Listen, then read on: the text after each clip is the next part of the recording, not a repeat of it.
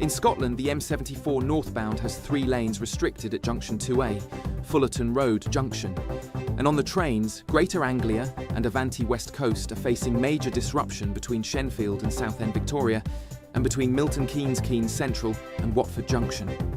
For more travel news, go to gbnews.com. Britain is not just a geographical expression. We are a people bound together by history and culture that are distinctively British. Join me to celebrate our music, theatre, artworks and literature, which we can explore and enjoy together. Everybody's welcome. Sunday with Michael Portillo. Every Sunday at 11 a.m. on GB News, the People's Channel, Britain's news channel. Join me, Nana Akweer, for an informative, interactive news programme with a difference. It's fun. No, he didn't say that, though. I'm so surprised. I think there's an element of truth to that. Join me from 3 p.m. every weekend, only on GB News, Britain's news channel. Some people enjoy lazy Sunday mornings, but not me. What's the truth of the matter? So that's a very live question. Would you support him if he waters down these plans? Before the spin sets in, I'll be getting to the truth. This is personal. No soft questions, no easy answers. It's one thing if the state has rules in this country. It's another thing whether the police and others actually police them. Setting the agenda and holding those in power to account. You can't really blame her if the system is set up this way. You will not want to miss it, trust me. The Camilla Tominey Show, Sundays from 9:30, only on GB News.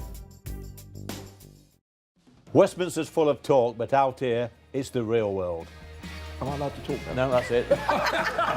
This is where it matters, real people and real lives. That's what politics is all about. In fact, has Trump made a good start?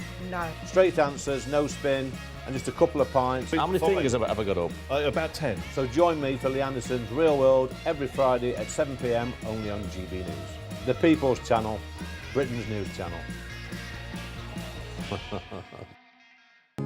More and more people are now tuning in to GB News. They shape our programmes, we try and incorporate them in our shows as much as we can. Our audience are really interactive. Our listeners, our viewers, they're growing. And that's because they tell their friends and family about what we're doing here at GB News. It feels like the depth of that connection has strengthened as well. Thank you so much for speaking to us on GB News. Come and say hello to everybody that's here from GB News. It's been an exceptional event. We've come a long way here now. Thank you, GB News! What's so unique about GB News viewers is that they really, really love our country. And they talk about us so proudly. We're on a journey together. We are here for all of Britain. We believe in this country, we believe in its people, and we believe in all of the communities who live here. That's what makes us the fearless champion of Britain.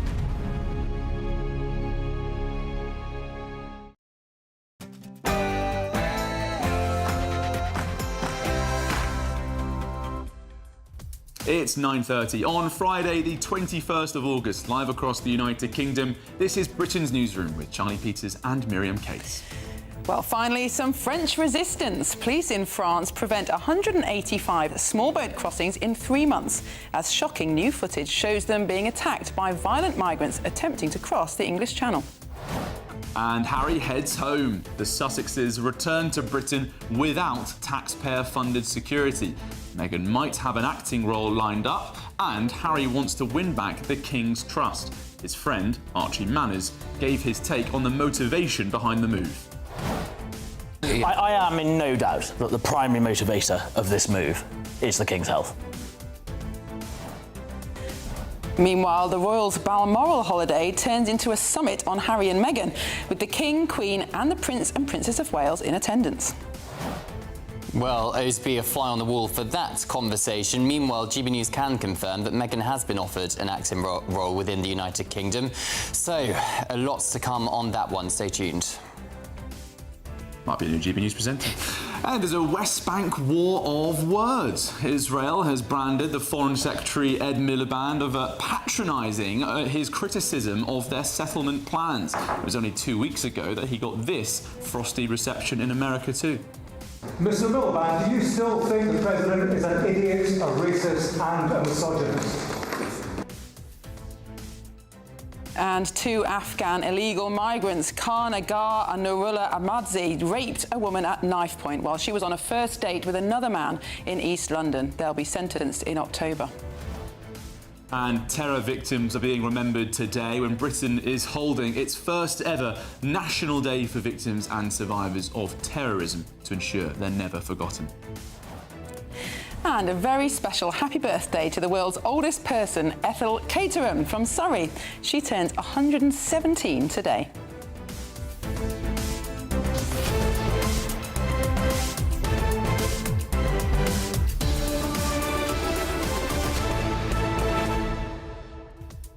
That's quite extraordinary. That is quite an age.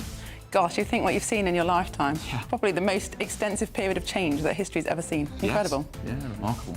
Well, happy birthday. Yeah. Quite a move. Absolutely. We will be starting the programme today with that extraordinary footage coming out of the north coast of France. The police possibly happy to be seen to be intervening after so much footage in previous months of them showing sort of idly watching by as boats are launched and migrants rush in, but they're getting pelters quite literally from the migrants heading to Britain. Very keen to hear your perspective on that. gbnews.com/your say. Yep, lots more to come in the programme, but first your 60-second news update with Tatiana Sanchez.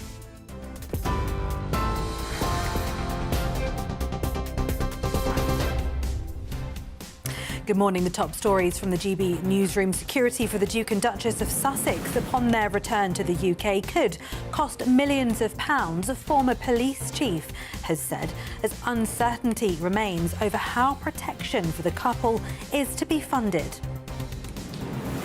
In other news today, footage has emerged showing French police coming under attack as they attempted to intercept a migrant boat. Officers can be seen using pava spray to disperse migrants before deflating the dinghy by slashing it with a knife. And the world's oldest person is celebrating her 117th birthday after a year of many firsts, including meeting the King and holding his hand. Ethel Caterham, who lives at Hallmark Lakeview Care Home in Lightwater in Surrey, is spending the day with her family and friends to mark the occasion today. Those are the latest GB News headlines. More in half an hour.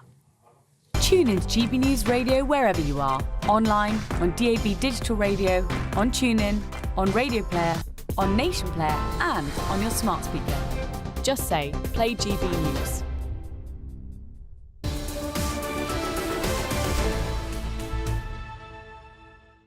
Hello, good morning and welcome. You're watching and listening to Britain's Newsroom. We're live across the United Kingdom on GB News with Charlie Peters and Miriam Cates. Now, new footage has been released showing French police coming under attack as they attempted to intercept a migrant boat. Yes, officers can be seen using pava spray to disperse migrants before deflating the dinghy and slashing it with a knife. Well, French police units have prevented 185 small boat crossing attempts in the first 3 months of the deal with France. That updated deal that was worth £662 million to the French state. Well, do you think, Charlie, we're finally seeing some French resistance? Is this an improvement on what was happening before? Do you think we're getting value for the money that we're spending on the French attempts? Well, the government are very keen to say, aren't they, that the channel crossings are down about 40% compared to last year. But individual crossings are one thing, but the number of people getting on them is another. The numbers are still on track to be massive this year, as they have been in the previous 5 years or so, since this became a problem, obviously, in 2018 with that first trickle. But we will need to see the scenes on our screens right now repeated dozens, if not hundreds of times before the British taxpayer can start to believe that we are getting some value for money. Because, of course, what we've seen so many times is people popping over, having a little look at what's going on and seeing the French idly standing by, watching the migrant boats being launched. And also, even if they are preventing those individual crossings on specific days, the migrants are not detained. They're free to go back to the camps and try again another day. So it's just a matter of time until those particular individuals make it over to Britain. I mean, it's good to see this amount of effort. It's good to see the French being taking more risks in how they stop the boats.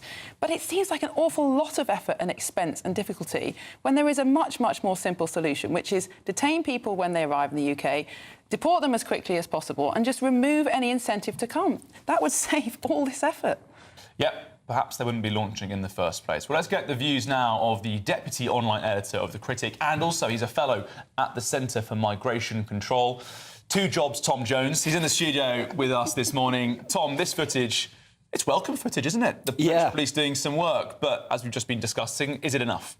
Well, I think, first of all, the most interesting thing about this footage is that this is a completely new tactic by the French police. Apparently, they have never thought of doing this before, of just running up to the boats as they're being put on the beach into the water and then slashing them. This is completely new, and you have to say, you do have to give some credit to the deal that Shabana Mahmood signed about 3 months ago, which actually put in some performance quotas. For trying new things. For trying new things, for actually stopping boats. So the deal is worth about 662 million, and there's about 100 million of that is basically results-based. We don't quite know what the results are, but that obviously is a serious chunk of change that the French have got their eyes on. But does this have the potential to be a solution? It's maybe reducing the crossings, it's making it more difficult for the gangs and the migrants, but aren't they just going to adapt their tactics in response, move further down the coast, use bigger dinghies, as Charlie was saying? Is this a long-term solution? Could it stop the boats?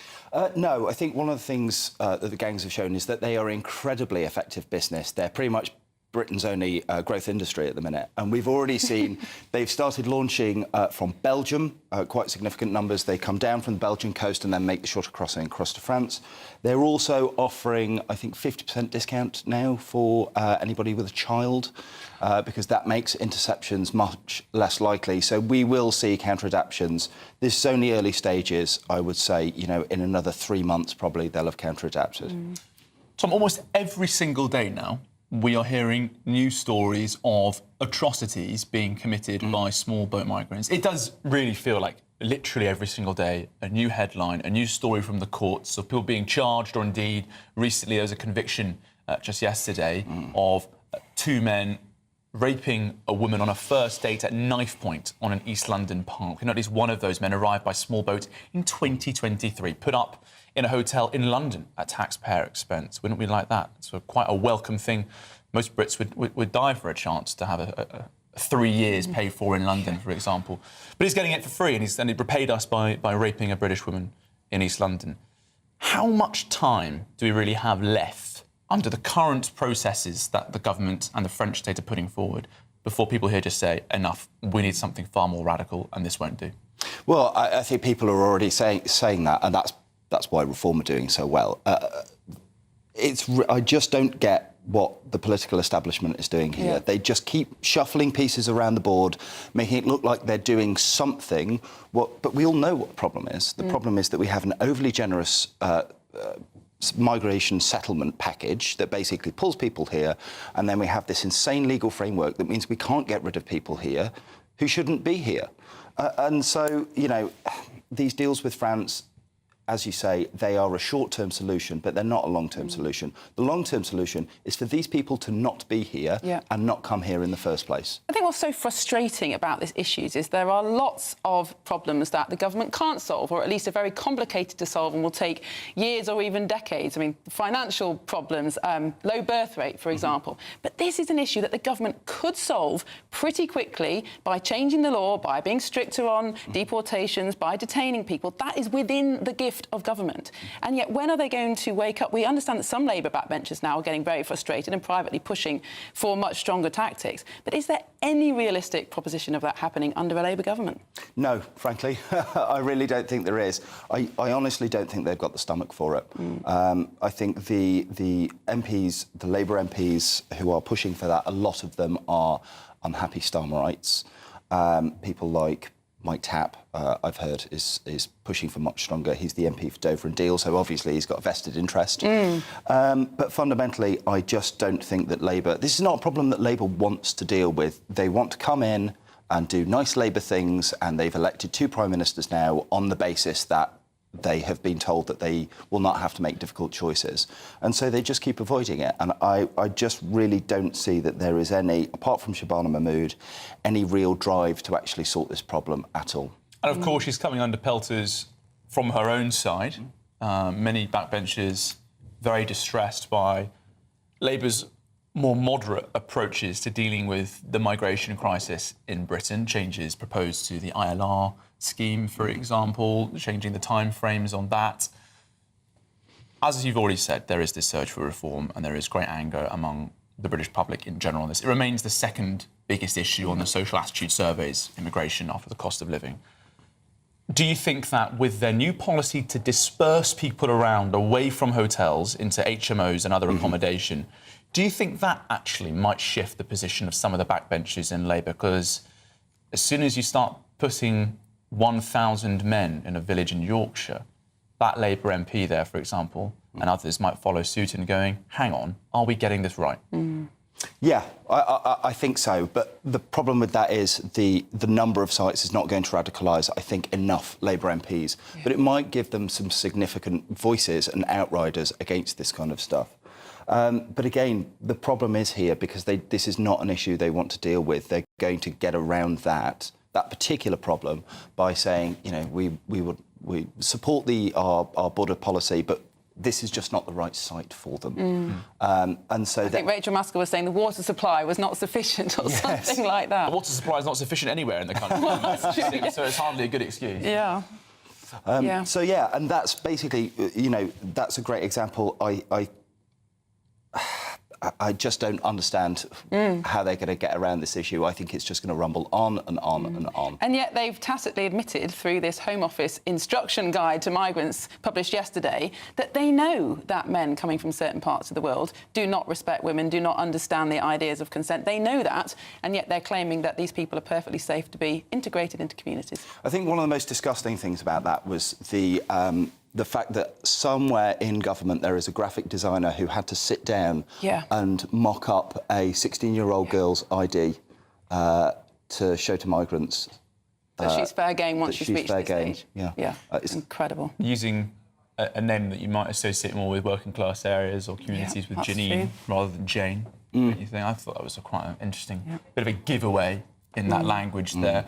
You say, Miriam and Tom, you're talking about how it appears government recognise the risk and the rates of offending differing by country of origin and culture behind it. I actually think that recognition is still quite low. We still hear ministers or even former ministers on the airwaves saying, actually, the problem here is all men. You've got to change all cultural issues. I think the former Safeguarding Minister, Jess Phillips, was repeating that perspective as recently as last night on a different outlet. Talking about the issue. So there is still some resistance to facing the fact that different cultures have this problem. Yeah. And again, because this is not a problem that Labour want to deal with, they will take any get out, and that's another great example. They will do literally anything but confront the truth. But, you know, these stories of migrant sex atrocities, let's call them what they are now so widespread, as you mentioned earlier, Charlie. They are on our screens, they are in the newspapers every single day, and they just seem to get worse. You know, the detail of the rape gangs coming out, the actual scale and the disgusting violence that was perpetrated against those women, I think has radicalised a huge number of people. And again, part of the rise of the single driver of the rise of reform and the death of the Conservative Party, and perhaps Labour being consigned to only one term in government. Yeah, absolutely. If Burnham could stop the votes, he might have a chance of winning the next election, but I'll believe that when I see it. Tom Jones, thank you very much for your time this morning. Right, still ahead here on Britain's Newsroom. Later today, we will be hosting, the country will be hosting its first ever National Day for victims and survivors of terrorism to ensure they're never forgotten. But up next, the Sussexes will return to Britain without taxpayer-funded security. So who is going to foot the bill? But first, let's have a look at the weather forecast for some of the top European destinations.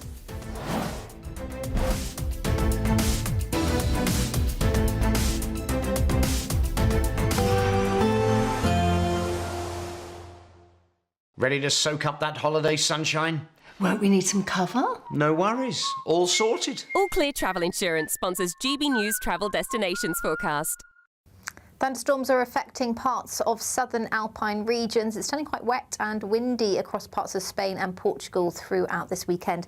That's thanks to this area of low pressure that will sweep up across parts of Portugal, Spain and then into France through the start of next week. Elsewhere, though, that thundery downpour across Alpine regions does tend to fade away into this weekend, and across the Mediterranean it's looking nice and warm and sunny, and that theme does continue as we head into next week as well. Bye-bye. All Clear Travel Insurance sponsors GB News Travel Destinations Forecast. Good afternoon, Britain. Weekdays from midday. I remember it vividly, the first dogfight over Biggin Hill, over New Addington.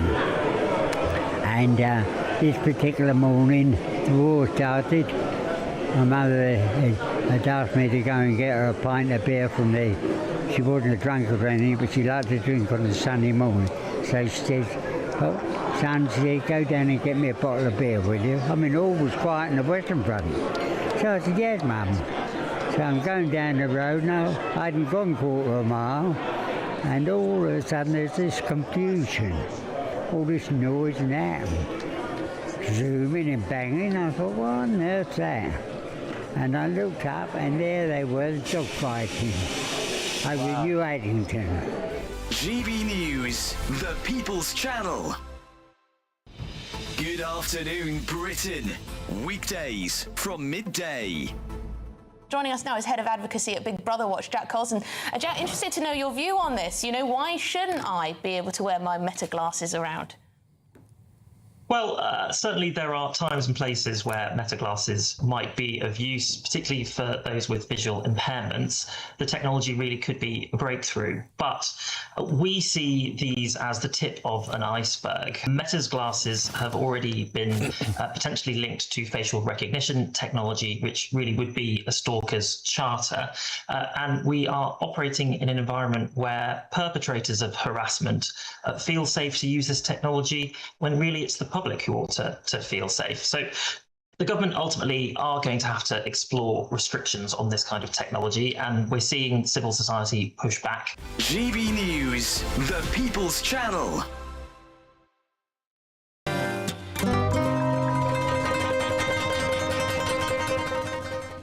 I have a real treat for you, because I have found women. Yes, and these women are badly behaved in Benidorm, and they've been here for... How long have you been here? Since Tuesday. Yeah, just a week this time. Normally we do 2 weeks, but just a week this time. And whereabouts in the UK are you from? From Surrey. Surrey. Manchester. Salford. Doncaster. Quite the mix, I would say. Are you getting ready to go into the Strip? Oh, 100%. Yeah, why not? It's iconic. We do culture first and then the Strip. That's the right way round, right? If you say so. Will you be out on the Strip? Most definitely, yet again. And what's so attractive about it? The Strip or the culture? The Strip. What am I allowed to say on TV? GB News, the People's Channel.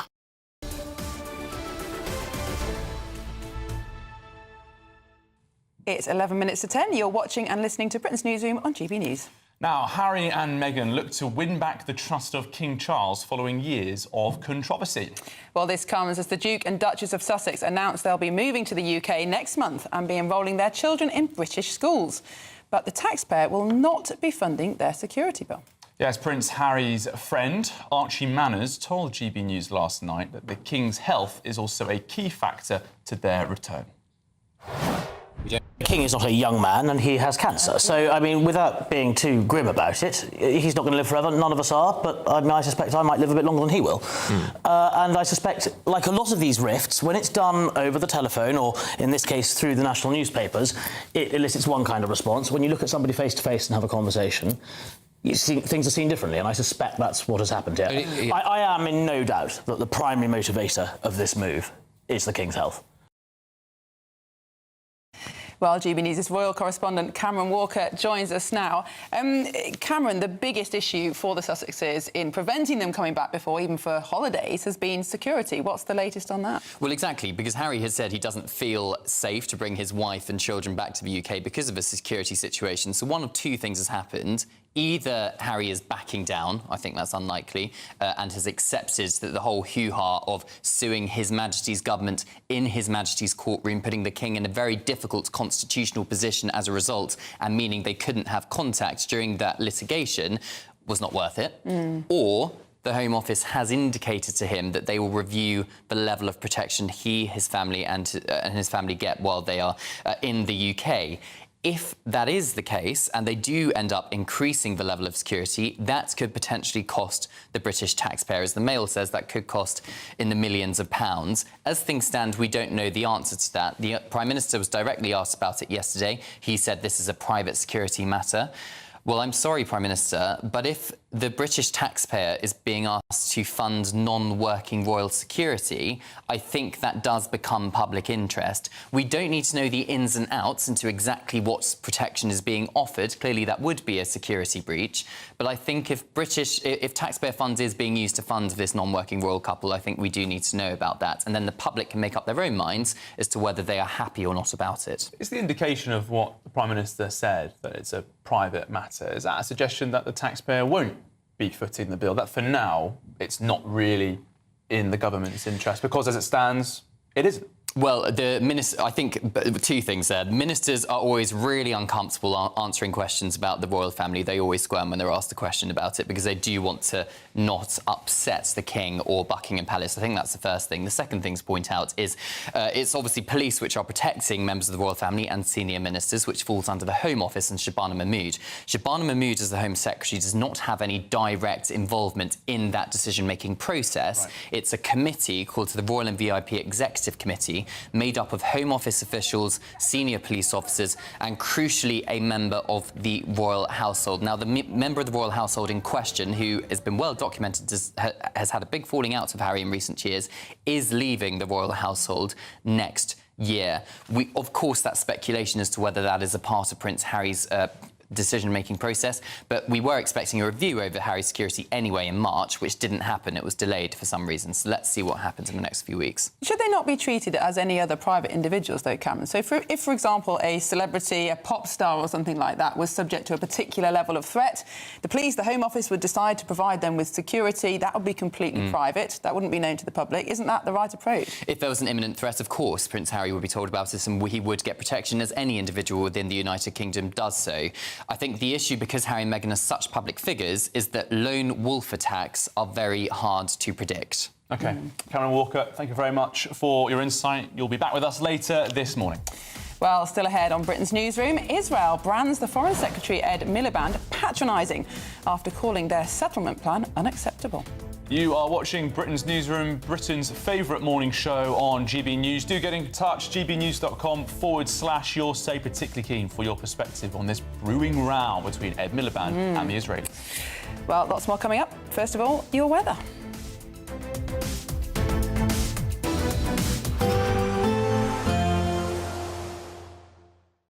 Today, clouds overhead, total zen within. Boxed Solar sponsors the weather on GB News. Good morning, welcome to your latest GB News weather update brought to you from the Met Office. Another day of heavy downpours for some of us. Not quite as many as we saw through yesterday, a bit more sunshine around, but for all of us it will stay on the cooler side of things with a northerly wind pushing in from the north, and that will bring that fresher feel particularly to more eastern coasts throughout today. We could see some quite heavy downpours pushing across parts of northeastern England for a time this morning and across parts of South Wales as well as the southwest into this afternoon. But for many of us it's going to be a relatively dry day, plenty of sunny spells, not too much in the way of long-lived sunshine, but it will still feel quite warm in the sunshine despite temperatures being a little bit below average for the time of year. Across Scotland, it's going to be quite a dry evening. The risk of showers pushes further south away from Scotland into this evening, so plenty of sunshine to end the day. Still that fresh feel, though, across the very far north, and it will remain cloudier across more northern coasts into the evening as well. The shower risk increases as we head towards parts of Northern Ireland, Northern England, parts of Wales, southeastern England also in with the chance of a shower through Friday evening. Some of these do bring a risk of some quite torrential downpours through Friday evening. But then it does turn drier as we head towards the weekend. A clear night to come for many of us through Friday night into Saturday. Still a chance of a shower overnight across some coastal areas, particularly Irish Sea coast, but for many inland areas it's going to be a cool night. Temperatures widely falling down into single figures, the low single figures rurally to start the day, so quite a fresh start. But it is going to be a sunny start to the weekend. Plenty of dry weather on the cards this weekend and a bit more sunshine than we've had through the past few days. But temperatures will remain on the cooler side of things, quite widely below average in the high teens, possibly low 20s at best. So a bit of a difference to what we've become accustomed to. Bye-bye. Today, clouds overhead. Total zen within. Box Solar sponsors the weather on GB News.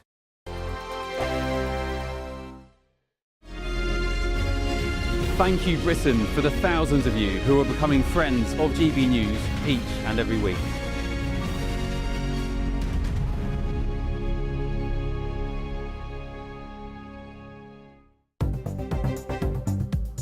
Good morning. This is the latest AI travel news from GBnews.com. The M4 eastbound is slow after a collision between junctions 10 and 8 in Maidenhead. The M25 clockwise is closed between junctions 25 and 27 in Enfield. The M1 southbound is closed between junctions 14 and 11A in Luton. In Scotland, the A78 between Dunlop Street and A8 Ratho Street is closed in both directions. And on the trains, Greater Anglia services are facing major disruption between Shenfield and Southend Victoria, while Avanti West Coast services are disrupted between Milton Keynes Central and Watford Junction. For more travel news, go to gbnews.com. It's the final week to see how you could win over £65,000 in prizes. You could be our latest Great British Giveaway winner. First of all, we want to give you £60,000 in tax-free cash. Plus, you'll also receive a fine gold bar worth over £5,000. For a chance to win, text GOLD to 63225. One entry costs £2.50 plus one standard network rate message. Or text BONUS to 63225. 5 entries cost £5 plus one standard network rate message. Go to gbnews.com/win. Entries start at £2.50. Call 0903 686 3232. Calls cost £2.50 plus your network access charge. Or post your name and number to GB22 PO Box 8690 Derby DE1 9TT. UK only. Entrants must be 18 or over. Lines close at 4 p.m. on the 21st of August. This is a network giveaway. Entries will be pooled. Please check the closing time if listening or watching on demand. Good luck. At the stroke of midnight, the news doesn't stop, and neither do we. Day in, day out. Forget stuffy late night TV shows. We're giving you a front row ticket to the centre of the political universe. Because breaking news doesn't wait for the morning. And neither do we. Join us for one of the most controversial and volatile times of politics in human history. A very big story. Big story over here. You won't get this anywhere else. The Late Show live at midnight, every night. Only on GB News. From the school run to the home run, watch a new show for all of Britain. He can say whatever he wants. A straight talking show where all voices are heard. And, you know, when are we going to stop talking about smashing the gangs and actually do it? With the stories that matter from every part of our country. There's a bit of a crash landing there for your Chancellor. Bold, fearless and standing up for you. That's me, Martin Daubney, 3 p.m. till 6 p.m, weekdays, here only on GB News. The People's Channel, Britain's news channel.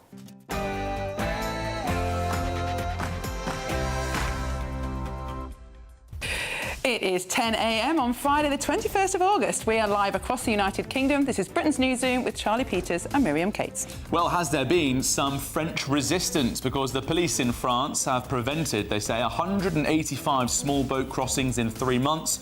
There's new footage out showing them being attacked by violent migrants attempting to illegally cross the English Channel. Well, certainly we know migrants are getting much more violent on French beaches, but the issue of preventing, well, actually, it's delaying because they just go back into the dunes, regroup and try again another day. And Harry heads home. The Sussexes return to Britain. Taxpayer-funded security is still up in the air, and Meghan might have an acting role lined up. Harry, meanwhile, wants to win back the King's trust, and his friend Archie Manners gave his take on the motivation behind the move. I am in no doubt that the primary motivator of this move is the King's health. Meanwhile, the Royals' Balmoral holiday is turning into something of a summit on Harry and Meghan, with the King, Queen and the Prince and Princess of Wales all in attendance.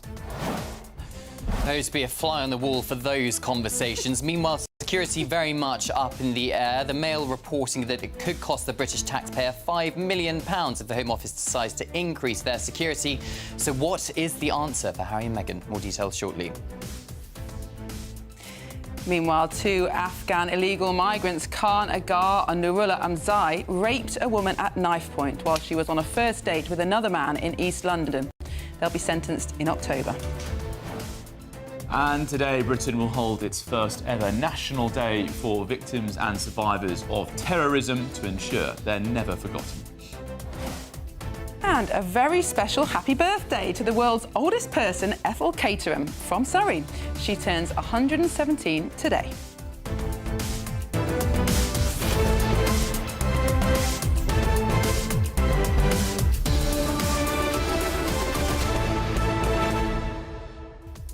Miriam, there is an extraordinary piece in The Guardian today, written by an Arab journalist. She runs a women's focused magazine in the Middle East, and she's writing about Afghanistan, about how dreadful a country it is for women. And that piece has come out on the same day that in the papers we're learning more about the latest Afghan rape attack, this time in East London, illegal migrants, but a woman held by knife point. Yeah. And I think there needs to be more of a discussion, frankly, about the risk being posed to this country by the small boat crisis in terms of where these men are coming from. Yes, because in this piece in The Guardian, it points out how women's rights have been gradually, and more rapidly eroded. So, for example, there is no minimum age of marriage in Afghanistan anymore. A girl can be married off at any age, and yet we suddenly expect men from Afghanistan to come to this country, like these men on the screen now, and suddenly respect women in the way that we do in the West. I mean, it's a bit of an exercise in imagination by the left, I think. It's just horrifying. Those men who are just on the screen there, they've come to Britain from a culture and from a country where women aren't just second class, they're third class citizens, denigrated throughout. And still, there is not this acceptance in government, more broadly, that that poses a major risk. We've got this booklet now, haven't we? Which shows asylum seekers, illegal migrants being coached on how not to be rapists, as if that's the way to deal with things. Perhaps that's a tacit acceptance of the risk being posed. We won't hear a minister saying that, will we? We won't hear a minister saying, yep, this is a problem, we're increasing the risk to you, and that's why they're being detained on bases. No, instead, they repeat this falsehood that they are in secure accommodation in HMOs or military bases that they can just leave at any time. It's a shambles. It is, and we hear the Prime Minister talking about sharing the burden. Well, I think it's the kind of burden that most people would think is completely unacceptable. Well, do get in touch with your comments and views, gbnews.com/your say. But first, let's get the latest news with Tatiana Sanchez.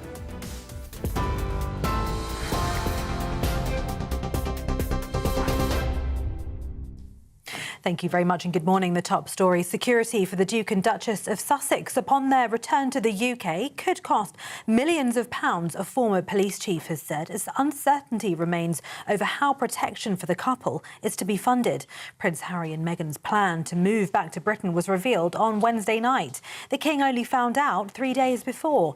The couple's children have already been enrolled in new schools, but little else is known about the royal homecoming beyond the fact they will live in a non-royal residence outside London. The shock development has reignited questions about the Sussex's security, with Harry having lost a legal battle with the government in 2025 after his protection was downgraded due to no longer being a working royal. Deputy Chairman of the Conservative Party, Matt Vickers, spoke to GB News. I think it's positive that Charles is going to get to see his grandkids. We know he's aging somewhat with talk about his health. I think the other thing you've got to think about, we talk about publishing the details and the costs of people's security. Actually, when you look at what's happened to MPs and other public office holders in recent times, telling the bad guys, telling the people who would look to do them harm, what is being spent and how it's being spent is quite a dangerous thing. So I think there is a challenge there about transparency versus safety.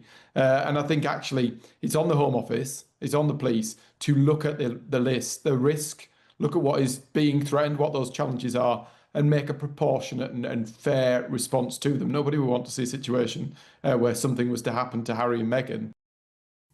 In other news, footage has emerged showing French police coming under attack as they attempted to intercept a migrant boat.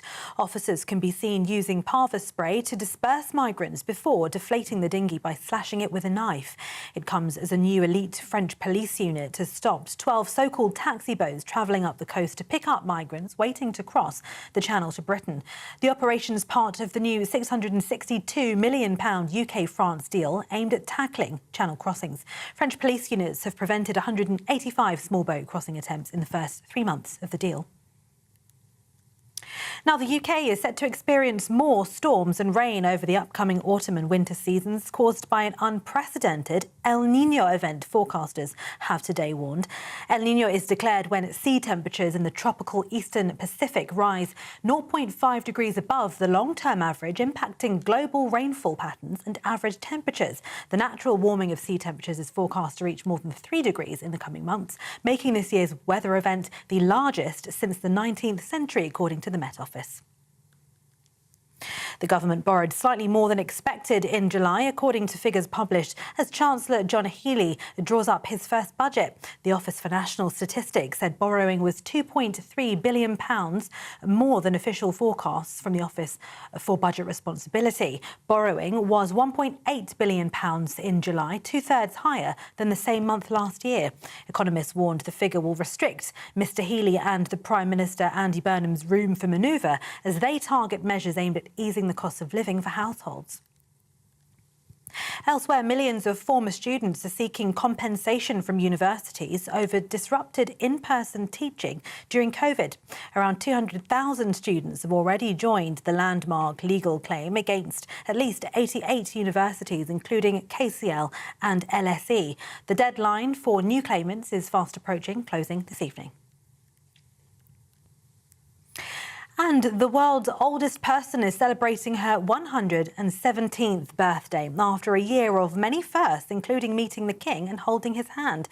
Ethel Caterham, who lives at Hallmark Lakeview Care Home in Lightwater in Surrey, is spending the day with her family and friends to mark the occasion today.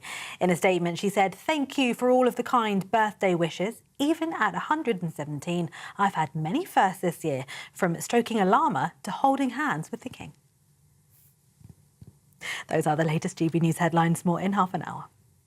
You can now watch GB News live across the United States of America and the world on Truth Plus. Scan the QR code to find out more, or visit gbnews.com/truth.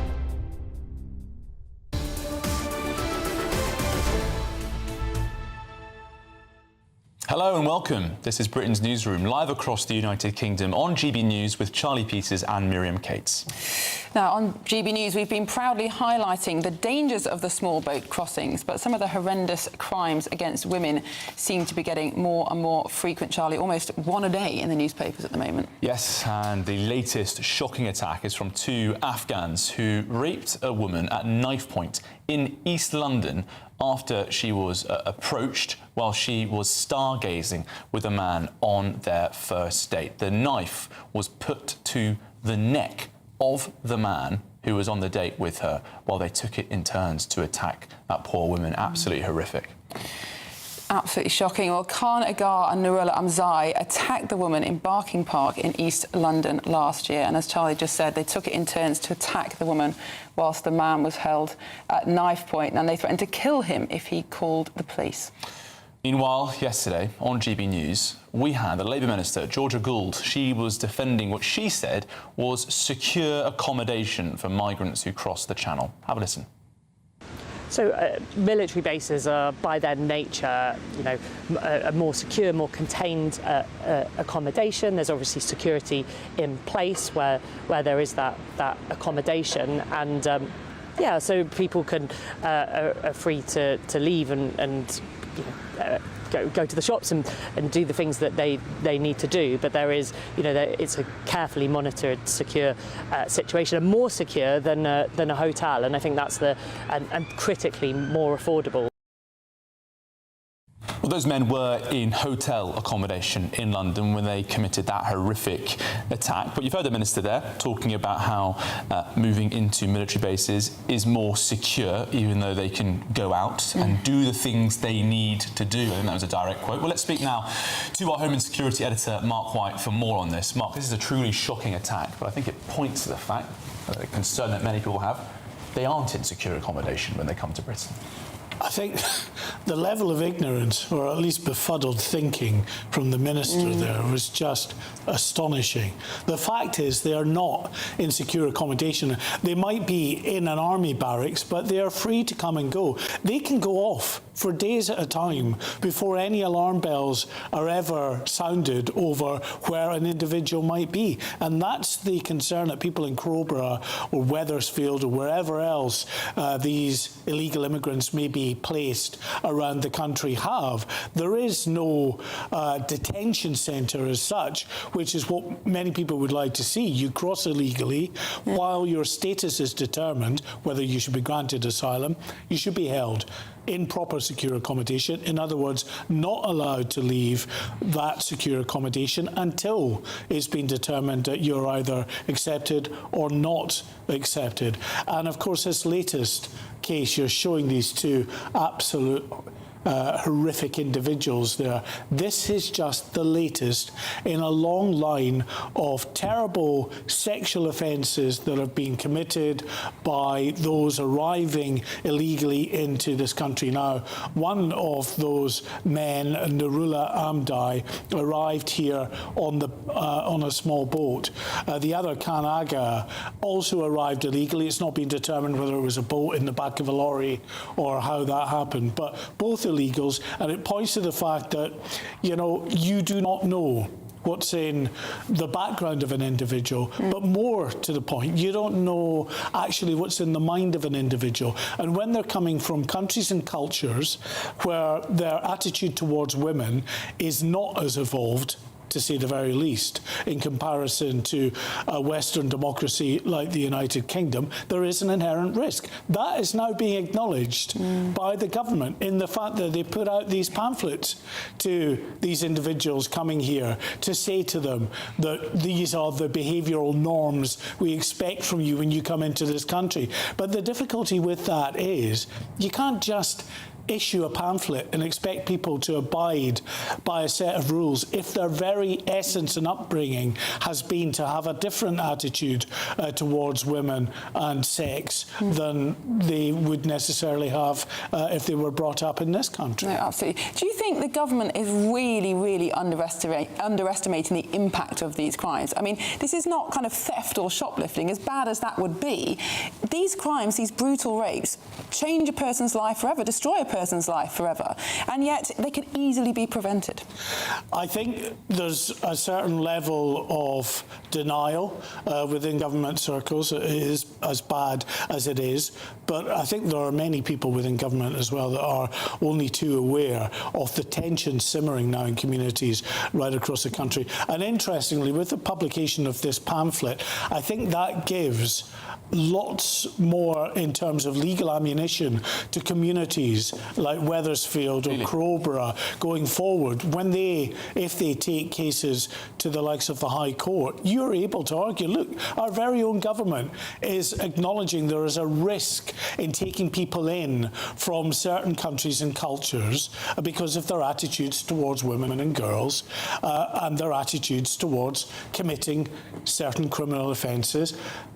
In acknowledging that risk, putting them in a camp where they're free to wander out of that camp anytime they want is a risk to our community. And I do think they will have been strengthened in any future legal action by I don't know who signed off on it, but whoever decided to put this pamphlet out, it seems very wrong-headed to me.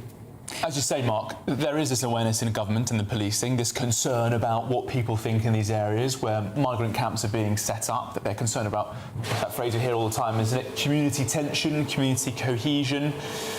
Do you think that there is a hesitancy in government and the police?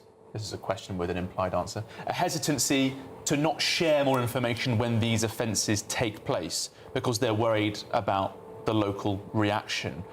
We have to ask often, don't we, when men are convicted of these offences, what is their immigration status? We have to chase the information because they don't readily provide it. Well, we know that that is absolutely the case. You know, it's not something we need to sort of second guess. It is actually happening, and that point is a very well made point in the way in which the sort of the divulging of such information has changed a bit since the terrible attacks that took place in Southport, the murders that took place there, and there was a change in the way that information is put out about someone's immigration status. But the onus is always on us to ask. Chase it. You know, that information is available on request. And this very case we've been talking about, one of the individuals said that they were underage, that they were 17, and then therefore prevented for a while the full facts of this case, these individuals being out there publicly. And it was only because the journalists and publications fought against this that we were finally able to report it. So amazing at to do that about British law, isn't it? At every stage, I think you have got the authorities, the establishment, who are doing their level best to try to ensure that damaging information is pretty limited in the way that it's disseminated across the country. And Mark, just finally, we are seeing potential improvements from the French in stopping the small boats crossings. They're certainly making a meal of it today. Do you rate their new efforts? Well, you know, of course, the Home Office have got hold of some video here that shows a boat being slashed. You know, these images are very rare. That tells its own story. And we've been on the beaches where we've seen plenty of instances of the police hanging back. And in fact, the Shadow Home Secretary, Chris Philp, just the other week, speaking to French police officers who are telling him publicly that they're under orders not to intervene if the boat hits the water. Yes, there are some instances where the police will be more robust if they have the numbers to do that. But you can see how violent these illegal immigrants are getting. And I go back to my original point, you know, all of this debate over, we're stopping boats from getting into the water. Yeah, you're stopping the boats at that moment in time. You're not stopping them potentially 12 hours later, the next again day, the day after that, when what you're really doing is just delaying them.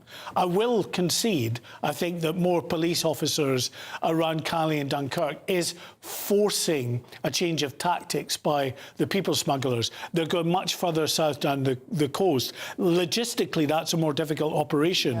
So I think temporarily we're seeing a reduction in the numbers coming across. But as we always say, these criminal gangs who make so much money out of this industry, this illegal industry, will adapt and overcome. In the fullness of time, those numbers are just going to increase again. Okay. Mark White, thank you very much for your insight and expertise. Right, it is 18 minutes past 10. It's time now for the Great British Giveaway. And no, it's not asylum claims. It's your final chance to win £60,000 in tax-free cash and a £5,000 gold bar. Well, hurry up because the lines close at 4 p.m. today. Here are all the details you need. Hello from Downhall Hotel and Spa here in Essex. I'm here to tell you about the Great British Giveaway because time is running out. Lines close at 4 p.m. today. You could win a whopping £60,000 in tax-free cash to spend however you like. Maybe you'd have a luxury stay somewhere like here, put a new car in the drive, pay off the mortgage. The choice would be yours. you could also win a £5,000 gold bar. This would be a great investment for yourself, maybe for the grandchildren, for your children. You could see what it would be worth in 10 years' time. That's a combined prize value of £65,000. Remember, it's completely tax-free and we'll be with you in September. We have one guaranteed winner. We're counting down the hours, the minutes, the seconds. Lines close at 4 p.m. today. One text is all it takes and you could be our guaranteed winner. Here are all the details you need. For a chance to win £60,000 in tax-free cash and a real gold bar, text GOLD to 63225. One entry costs £2.50 plus one standard network rate message. Or text BONUS to 63225. 5 entries cost £5 plus one standard network rate message. Go to gbnews.com/win. Entries start at £2.50. Call 0903 686 3232. Calls cost £2.50 plus your network access charge. Or post your name and number to GB22 PO Box 8690 Derby DE1 9TT. UK only. Entrants must be 18 or over. Lines close at 4 p.m. on the 21st of August. This is a network giveaway. Entries will be pooled. Please check the closing time if listening or watching on demand. Good luck. Coming up next, very exciting news. Prince Harry is coming back to Britain. But will he heal the royal rift with Prince William and the King? We will be going through that and much more with Andy Williams and Dr. Renee. I'm calling them Randy today. Renee and Andy. It's Randy time, folks. This is Britain's Newsroom only on GB News. Do you trust what you're being told? Good, because neither do I. Those are just facts. I'm Alex Armstrong, and on my show, we'll expose the spin. Well, I want to answer that because you didn't let me last time, because you always speak over me. The broken promises. To deny that is denying the truth. And the hypocrisy. Needs to stop. You think we can allow? Politics, policy, parliament. Nothing is off limits. No sugarcoating, no fear of offence, just the truth laid bare. Tune in every Saturday and Sunday at 9 p.m. for Alex Armstrong Tonight, only on GB News, Britain's news channel. Britain is not just a geographical expression. We are a people bound together by history and culture that are distinctively British. Join me to celebrate our music, theatre, artworks and literature, which we can explore and enjoy together. Everybody's welcome. Sunday with Michael Portillo. Every Sunday at 11 a.m. on GB News, the People's Channel, Britain's news channel. 5 hosts, 5 opinions, 5 fearless debates, 5 unfiltered takes on the day's news. 5 reasons not to be anywhere else on Saturday night. This is the Saturday 5. You got me good there. Britain's biggest Saturday night TV show. It's not a bad brand. Yeah. Uncensored. Very, very racy tonight on the unpredictable. What did she say? Can you translate it for us? And always entertaining. And how can a country go from being led by William Wallace Saturday nights from 6 p.m. only on GB News, the People's Channel. Britain's news channel. You're going to want to stay tuned, trust me. Join me, Nana Akwe, for an informative, interactive news programme with a difference. It's fun. No, he didn't say that, Dave. I'm so surprised. I think there's an element of truth to that. Join me from 3 p.m. every weekend, only on GB News, Britain's news channel. At GB News, we love to hear from you, our loyal community. So drop us a line at gbnews.com/yoursay. There, you can talk to each other and also to the presenters live on air. gbnews.com/yoursay, because GB News is your channel, Britain's news channel. You want to know what's really going on in the corridors of power? Labour don't know what to do with you half the time, and that makes you quite lethal in the chamber. Get behind the headlines with Chopper's Political Podcast. Join me, Christopher Hope, as I sit down with the great and the good of British politics. We'll see where this ruling takes us. These are the stories shaping our nation. Chopper's Political Podcast, available now on all platforms. Listen in and stay ahead.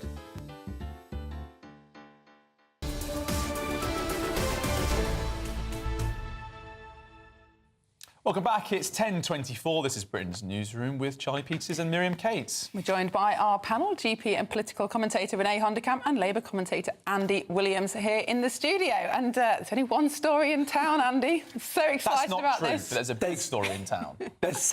What is the story? Harry and Meghan. Are they? Yes. Are they back? They're coming back. Suggestions are afoot. Right, shall we move on? Next story. Miriam. I'm with Miriam.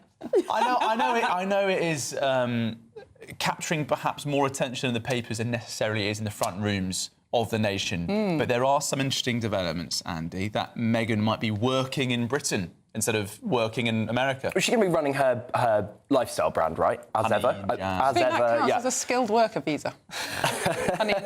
No, here's what I mean. I was really surprised. If I was, look, I think like most of us don't really care what they do. It's up to them. I'm certainly not in the camp of saying, well, you went to California and you should stay there because you made it. Like whatever, it's up to them. However, I'm actually quite concerned. I think the media are going to hound them. I think they're going to have a miserable time. We're 1 year out from the 30th anniversary of Diana's death. There's going to be a huge circus around that. Earl Spencer's bringing a book out. And I just don't, if you think back to when Harry and William were kids and the royal family made a kind of grand bargain with the media that they wouldn't be hounded while they were at school, they'd be almost protected. I can't see the press doing the same with Harry and his kids when he's spent years suing them into the ground, all-out war with the media. And you can understand why he feels the way he feels. That would just justify Harry's everything he said. He'll use it as justification for everything he said, and they'll play the victim card. I mean, I just can't help thinking that if I was Meghan and didn't need to work, I would stay at home and be a mum. The most rewarding job in the world. I really would. But the egos that push them and push them and push them to constantly work are quite interesting to watch. But I don't give a damn about them. I don't care about them. We have much more important stuff to worry about on every single level. Did you see Lucy Powell's comments about them coming back, by the way? Lucy Powell, because it depresses me. This was mind-blowing. So she said, yeah, it's a fantastic endorsement of the British education system. As if they're going to be going to, like, the local comp. Come on. Some Cotswolds in private school. I'm sure it would be lovely. I think we should give them the privacy they want and just stop talking about it. So shall we move on? Yes, well, gbnews.com/yours say, many of you getting in touch. Aaron and Joe saying, enough with the Harry stuff. Please move on. You're getting your wishes, folks. It's boring, not interested. That was Page 2 Page 2 of the Times, Dr. Renee. We stop 2 small boats a day reaching Britain, say the French. As their footage being released by the Home Office today. Obviously, other footage is available.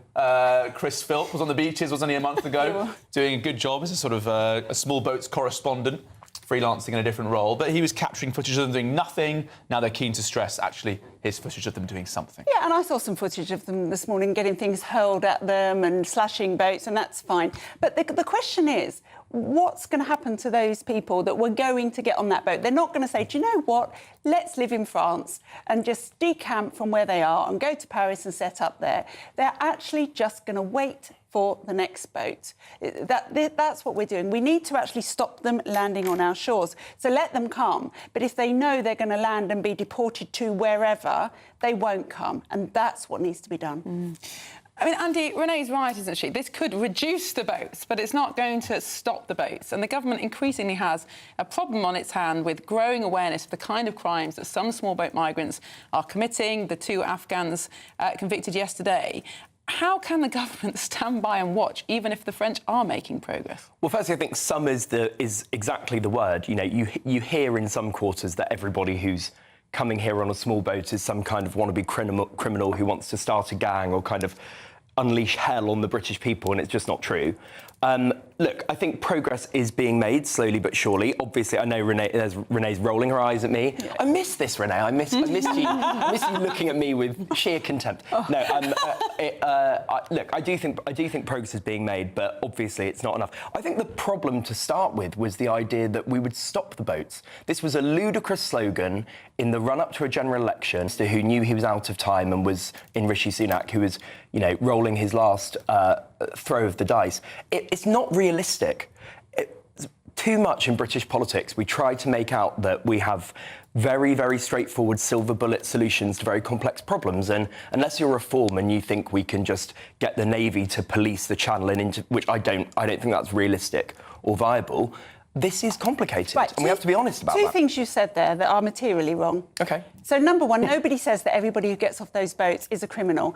But even if... No, but the way some of the rhetoric around that... no, it does matter. The rhetoric does matter. Yes, it doesn't matter. Even if one person on one boat is a rapist, we have enough bad uns in our world that are men who are born here to deal with. We do not need to import more rapists or child groomers to add to them. So that's number one. Number two, of course we can stop the boats. We are an island. Of course we can stop the boats. And I guarantee you, Andy, if every one of those migrants who are paying £3,000, £4,000, £5,000 to get to Britain because they know we are the land of milk and honey, suddenly know that the moment they put a foot on our shore, they're getting on a plane to Rwanda or El Salvador or wherever, they'll stop coming. Right, you two, just quickly, I want to bring in a quote we've got from the Home Secretary, Shwala Mahmood, who was speaking to the Times this week. She said, sometimes you'll hear commentators who are saying, why are they just filming them on the beach? Could be referring to you there, Dr. Renee. But that's actually a crucial part of the evidence-gathering exercise, because that's the only way to make sure that people face justice. And Andy, some people might be hearing that quote and thinking, yeah, it's all really good filming them so you capture evidence of who's doing this. But once they leave, once they go over to Britain, it's no longer in the French jurisdiction anymore, is it? No, but again, if you look at it from the French perspective, let's be honest, they're doing what they're incentivised to do. They don't want these people on their shores. There's a good reason why they're playing their part. They've got this £600 million or whatever to collaborate with us, but this is what they're incentivised to do. To let them go to Britain, you mean? Yeah. I don't know, because I still have this view, especially because, you know, locals in northern France, they don't want them gathering on the dunes. Of course. The crossing of the Channel is a pull factor not just to Britain, but also to northern France. They spend, in some cases, you know, people can spend months and years hanging around Europe waiting to get to Britain because, of course, the pull factors here are so generous. But it's also a pull factor to Europe as well. So, I mean, that's a problem, isn't it, as well, Renee? Of course it is. And it's about incentives, isn't it? And it's just as our putting them in hotels, giving them bikes and phones and money is a pull factor. All of these things are a pull factor, and we need to stop it. We need to stop Britain being the final destination where 96% of them know they will stay once they land on Dover. Well, Renee, Andy, thank you very much. We'll see you very shortly. I wonder, Charlie, whether the problem for the French is, yes, it is a massive local issue in the Calais area. People are very disgruntled. But nationally, for Macron, for the government in Paris, this is small fry, isn't it? Small boats in Calais. It's not a massive deal for them. Do they really want French police to be killed or injured in the line of duty by stepping up patrols? I'm not sure it's in their national interest at the moment. But French elections next year could be very interesting. Could be different. I have to say, if I was watching my nation being a laughingstock and failing to maintain law and order on the beaches, I would consider that in the national interest. Perhaps the French voters have a different perspective. Let us know what you think if you are in France, of course. gbnews.com/USA. First of all, here's your 60-second news update with Tatiana Sanchez.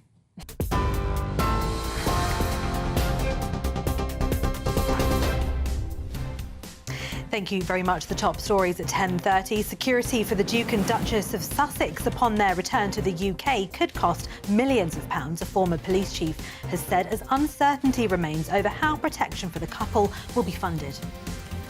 Elsewhere, footage has emerged showing French police coming under attack as they attempted to intercept a migrant boat. Officers can be seen using pava spray to disperse migrants before deflating the dinghy by slashing it with a knife.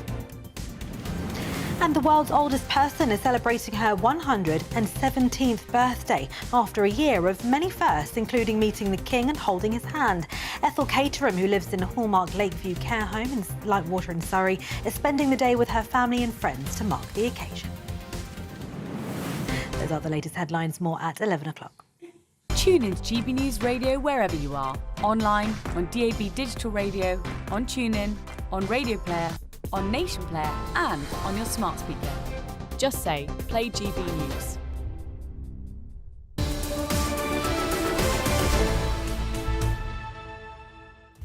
Right, up next here on Britain's Newsroom, today marks Britain's first National Day for victims and survivors of terrorism to reflect on its nationwide impact. You're watching Britain's Newsroom on GB News.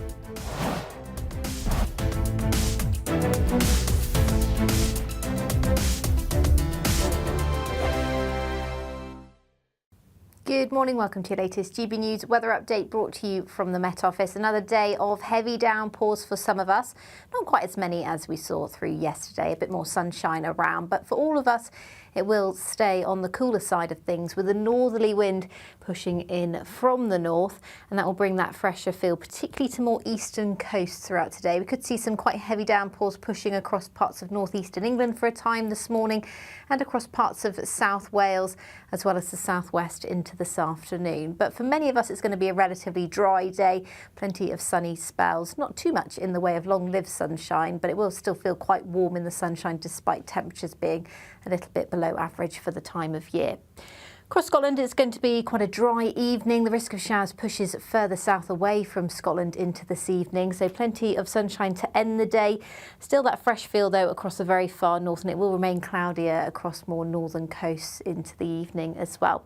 The shower risk increases as we head towards parts of Northern Ireland, Northern England, parts of Wales, southeastern England also in with the chance of a shower through Friday evening. Some of these do bring a risk of some quite torrential downpours through Friday evening. But then it does turn drier as we head towards the weekend. A clear night to come for many of us through Friday night into Saturday. Still a chance for shower overnight across some coastal areas, particularly Irish Sea coast, but for many inland areas it's going to be a cool night. Temperatures widely falling down into single figures, the low single figures rurally to start the day, so quite a fresh start. But it is going to be a sunny start to the weekend. Plenty of dry weather on the cards this weekend and a bit more sunshine than we've had through the past few days. But temperatures will remain on the cooler side of things, quite widely below average in the high teens, possibly low 20s at best. So a bit of a difference to what we've become accustomed to. Bye-bye. Thank you, Britain, for the thousands of you who are becoming friends of GB News every week. You're not only watching and listening to our programmes, you're becoming part of them too. Good morning. This is the latest AI travel news from GBnews.com. The A31 is closed at Junction 2 in Ringwood, and the A36 is closed after the A360 in Salisbury. The M4 westbound is affected by a collision between junctions 4 and 4B near Heathrow, and the M25 clockwise is closed between junctions 25 and 27 in Enfield. In Scotland, the M8 eastbound has 2 lanes restricted between junctions 19E and 18 at Charing Cross. And on the trains, Greater Anglia and Avanti West Coast are facing major disruption between Shenfield and Southend Victoria, and between Milton Keynes Central and Watford Junction. For more travel news, go to gbnews.com.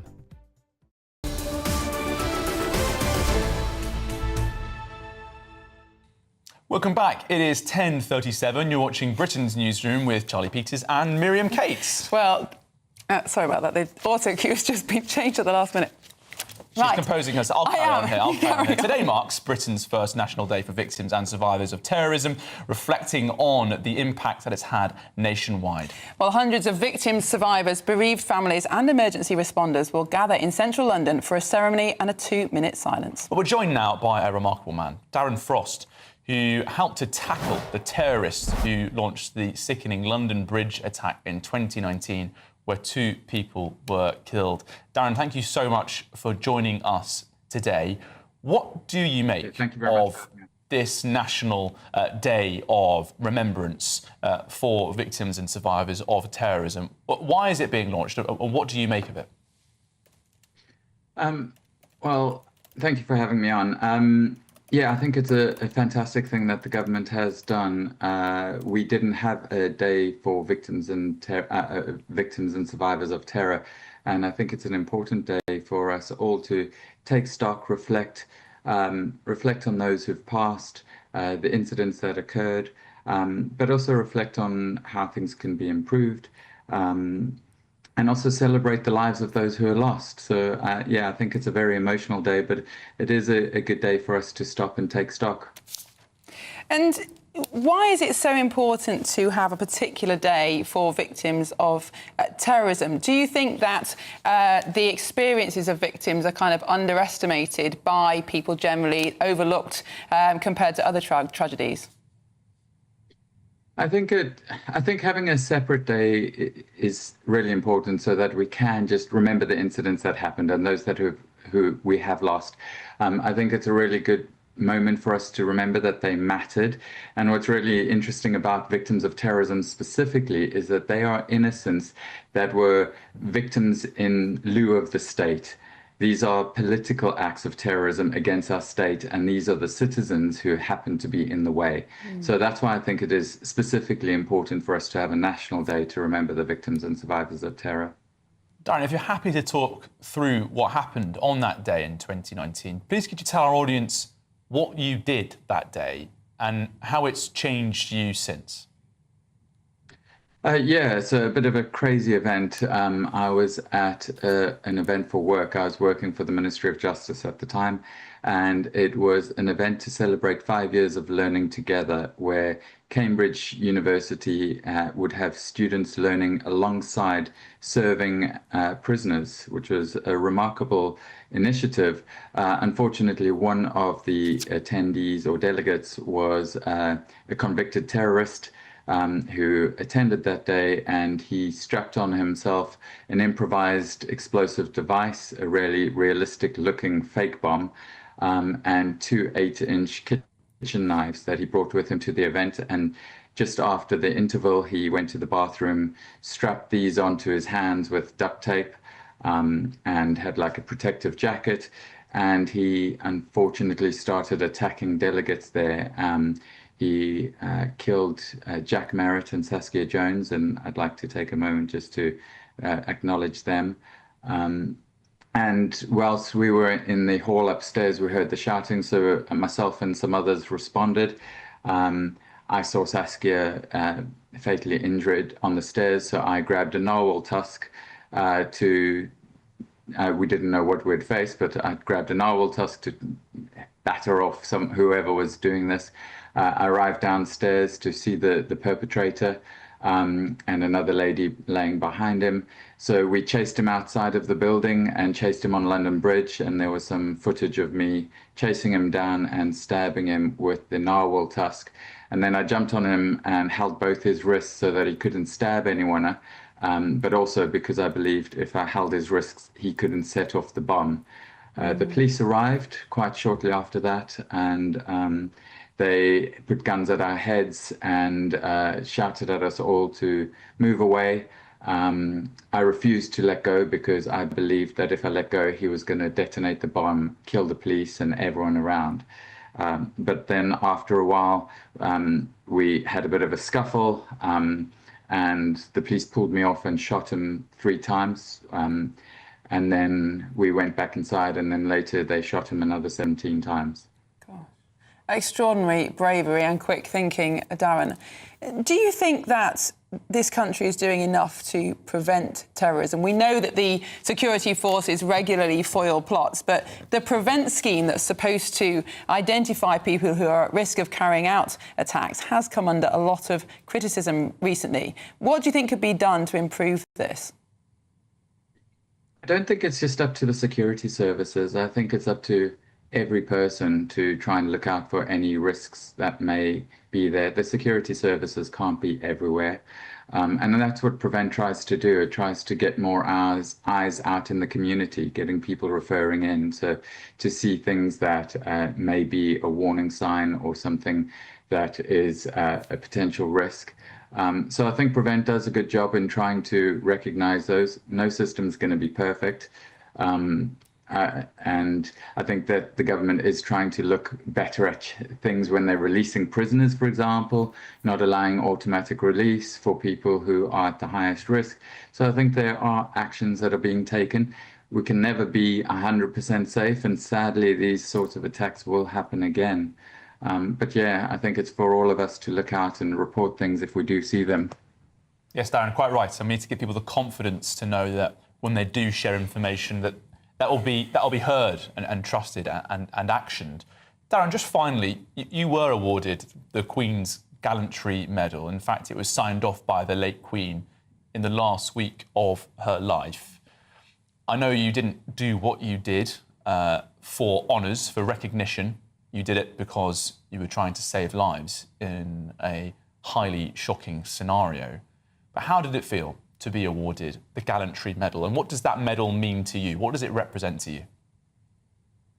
Well, it was really astonishing because the Queen died. She passed on the Friday, and I received my letter on the Monday. So they would have posted it before she had actually passed. And knowing that it was her last action to award me that medal, but also 2 prisoners, so Steve Gallant and John Crilly, was incredible because she saw the forgiveness, and she saw that rehabilitation is possible.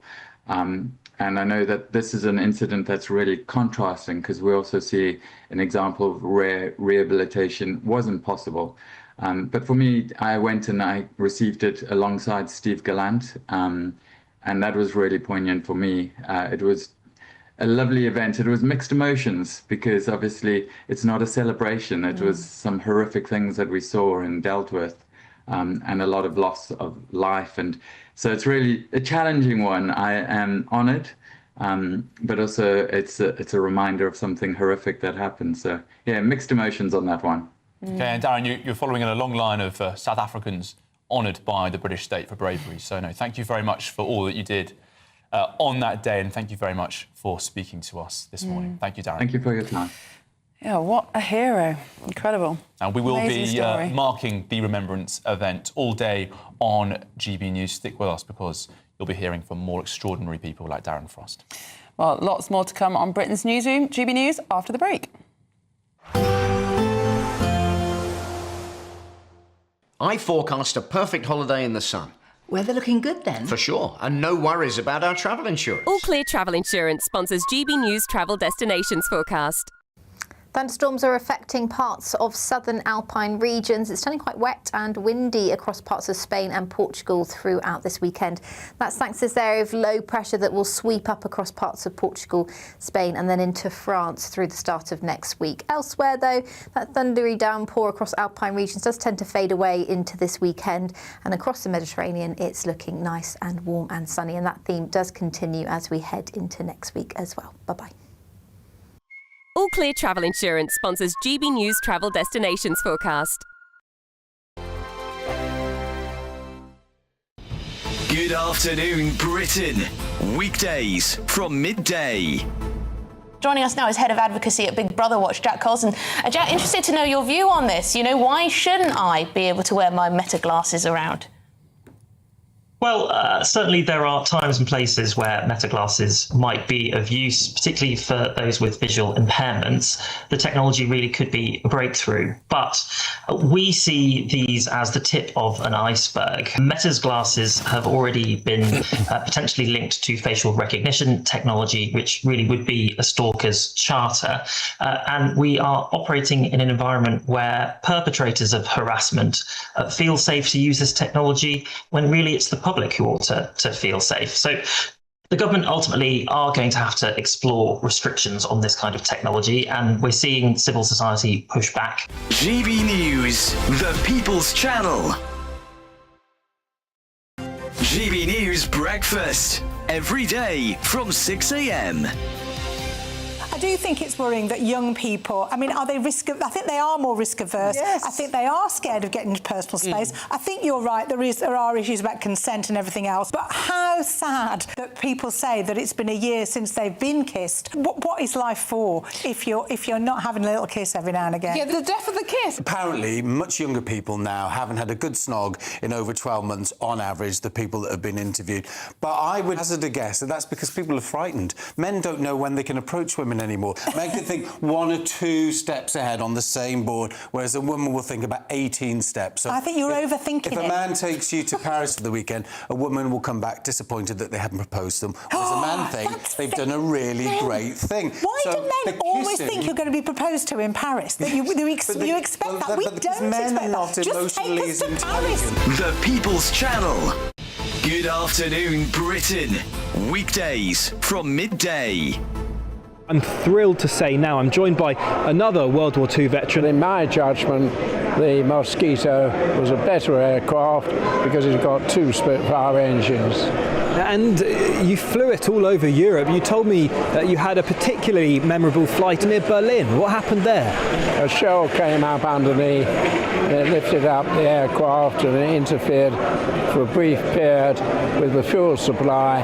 I didn't know. All I knew was I'd got the propellers were windmilling around and we hadn't any power. And eventually the power came on again, and I leaned across to Doug, my navigator. He was a Canadian, a wonderful bloke. And I said to him, you weren't frightened, were you, Doug? And he said, no, I wasn't frightened, I was bloody terrified. GB News.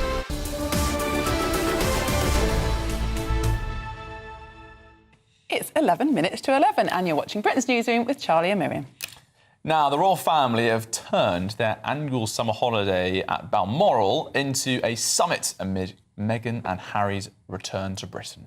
Well, the gathering between the King, Queen and Prince and Princess of Wales started yesterday. Does that mean it's still going on right now? I imagine so. But it comes as... Don't ask me, we've got Cameron here. It comes as Harry and Meghan look to win back the trust of King Charles following years of media controversy. I've teased him, but here he is. Right. Our royal correspondent, Cameron Walker, joins us now. Can you answer that question? Well, OK, so I think a certain newspaper has got... I think a certain newspaper might have got a little bit overexcited about this summit. They happen to be on holiday at Balmoral right now when all of this is breaking. I'm sure Harry and Meghan are probably coming up in conversations. I don't think it's a full-on sit-down Sandringham-style summit about what to do about the problem of Harry and Meghan.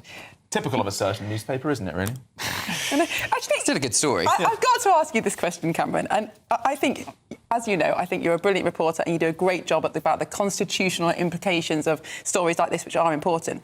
But I have to say there are some royal reporters out there who just want to character assassinate these people, regardless of what they do. Do you think that's... I mean, some of the coverage we see in the newspapers is just really, really vitriolic. Do you think that's necessary? I think there's legitimate questions to answer. I think it's very clear that Harry and Meghan have made some pretty serious mistakes in the last 6 years. I think it was probably unwise to do all of these interviews in the early days. I think it was very, very unwise for Harry to do his book Spare, because that has completely damaged relationships with the rest of the royal family, put them in very difficult situations and distracted from the actual work of the royal family. On the other hand, I mean, you know, they are private individuals. They can do what they like. They never asked for all of this media attention. I'm sure they have tried to spin the narrative. I'm not suggesting that's not the case at all. But I think when a big Harry and Meghan media storm happens, there is a lot of public interest in it, and therefore people are going to write about it. A lot of people are going to talk about it online. Because the two of them are so polarising, you do either love them or hate them. There seems to be no in-between.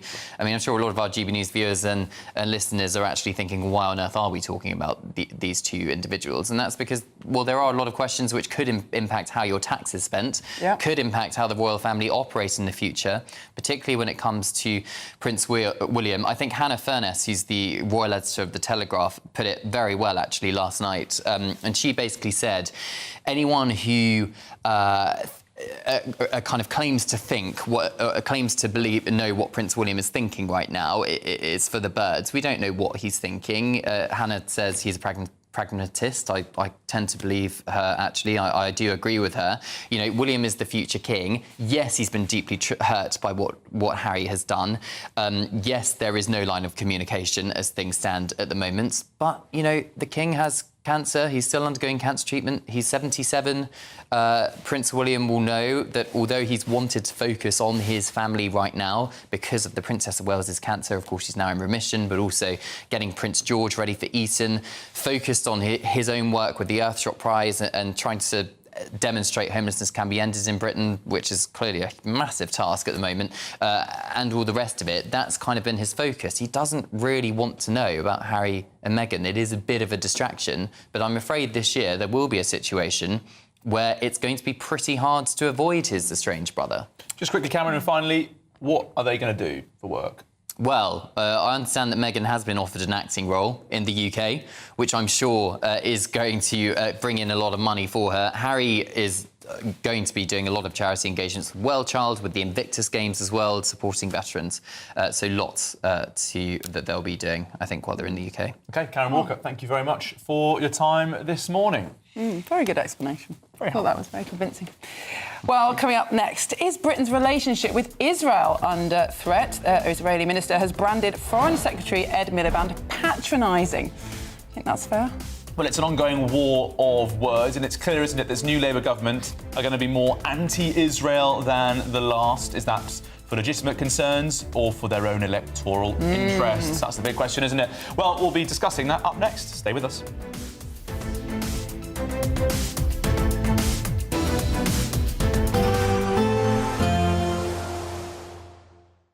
Expect warm spells with the odd rude interruption. Box Boilers sponsors the weather on GB News. Good morning, welcome to your latest GB News weather update brought to you from the Met Office. Another day of heavy downpours for some of us. Not quite as many as we saw through yesterday, a bit more sunshine around, but for all of us it will stay on the cooler side of things with a northerly wind pushing in from the north, and that will bring that fresher feel particularly to more eastern coasts throughout today. We could see some quite heavy downpours pushing across parts of northeastern England for a time this morning and across parts of South Wales as well as the southwest into this afternoon. But for many of us it's going to be a relatively dry day, plenty of sunny spells, not too much in the way of long-lived sunshine, but it will still feel quite warm in the sunshine despite temperatures being a little bit below average for the time of year. Across Scotland, it's going to be quite a dry evening. The risk of showers pushes further south away from Scotland into this evening, so plenty of sunshine to end the day. Still that fresh feel, though, across the very far north, and it will remain cloudier across more northern coasts into the evening as well. The shower risk increases as we head towards parts of Northern Ireland, Northern England, parts of Wales, southeastern England also in with a chance of a shower through Friday evening. Some of these do bring a risk of some quite torrential downpours through Friday evening. But then it does turn drier as we head towards the weekend. A clear night to come for many of us through Friday night into Saturday. Still a chance of a shower overnight across some coastal areas, particularly Irish Sea coast, but for many inland areas it's going to be a cool night. Temperatures widely falling down into single figures, the low single figures rurally to start the day, so quite a fresh start. But it is going to be a sunny start to the weekend. Plenty of dry weather on the cards this weekend and a bit more sunshine than we've had through the past few days. But temperatures will remain on the cooler side of things, quite widely below average in the high teens, possibly low 20s at best. So a bit of a difference to what we've become accustomed to. Bye-bye. Expect warm spells with the odd rude interruption. Box Boilers sponsors the weather on GB News.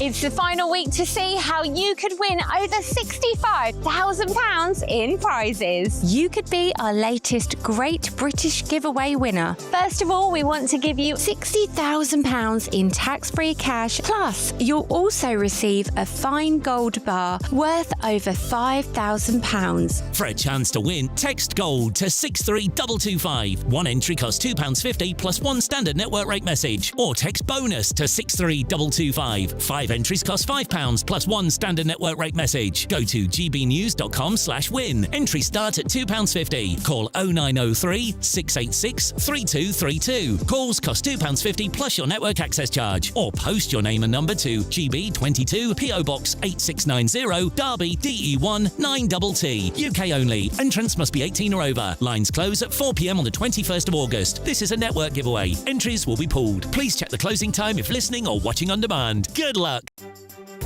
Some people enjoy lazy Sunday mornings, but not me. What's the truth of the matter? So that's a very live question. Would you support him if he waters down these plans? Before the spin sets in, I'll be getting to the truth. This is personal. No soft questions, no easy answers. It's one thing if the state has rules in this country. It's another thing whether the police and others actually police them. Setting the agenda and holding those in power to account. You can't really blame her if the system is set up this way. You will not want to miss it, trust me. The Camilla Tominey Show, Sundays from 9:30, only on GB News. Bold. They are under no illusion. Ray. Are you a human trafficker? Boundless. I've had enough of the nonsense, and I'm not afraid to say it. Don't get us on the BBC. Every weeknight, I tear through the headlines. The smell of gasoline. Should we be worried about it? From Westminster madness to cultural war chaos. What I'm going to do now, they are throwing things out the car as we speak. Get ready, Britain. Here we go. Patrick Christie's tonight, weeknights from 9 p.m. only on GB News, Britain's news channel. As soon as it hits 11 and the headlines come in, the Late Edition brings you the breaking news from all the front pages. Because the news is going to happen. So get a head start today. Patrick Christie's tonight, Late Edition. Alex Armstrong tonight, Late Edition. From 11 o'clock every night. Only on GB News, the People's Channel, Britain's news channel. I've been in Westminster for a long time. But I know that though power may be here, its effect on people's lives is across the whole of the country. We may be where rules are made, but it's where they're implemented that matters. Join me, Jacob Rees-Mogg, for forthright and frank discussion on where Britain has come from, where it's going, and where it will end up. That's State of the Nation, Monday to Thursday, 8 to 9 o'clock. Vox Populi, Vox Dei.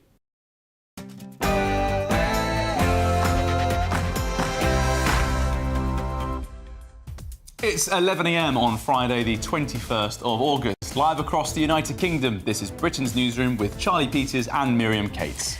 Finally, some French resistance. Police in France prevent 185 small boat crossings in 3 months, as shocking new footage shows them being attacked by violent migrants attempting to cross the English Channel.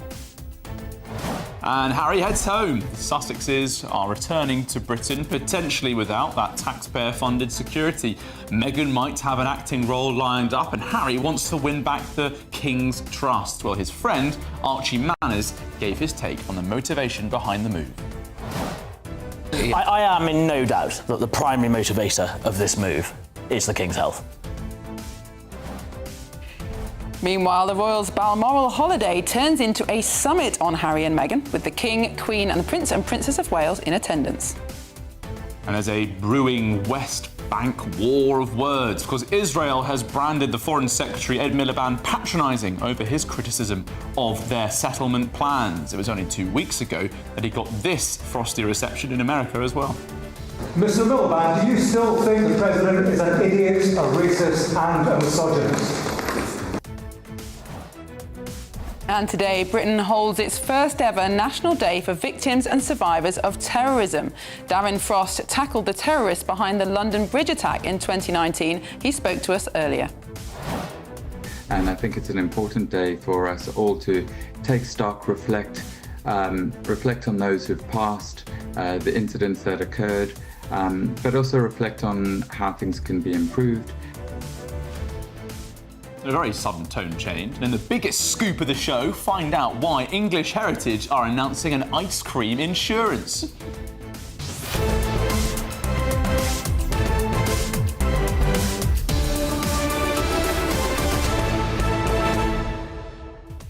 From Ed Miliband to terrorism to the 99p flake, that is very much now in Variety. the £3 mark. You get it all here on Britain's Newsroom. There's no one doubting that. Absolutely. Ice cream insurance. I'm quite looking forward to this. I mean, you know, what happens if you drop your 99? Get another one, is that what it means? I don't know.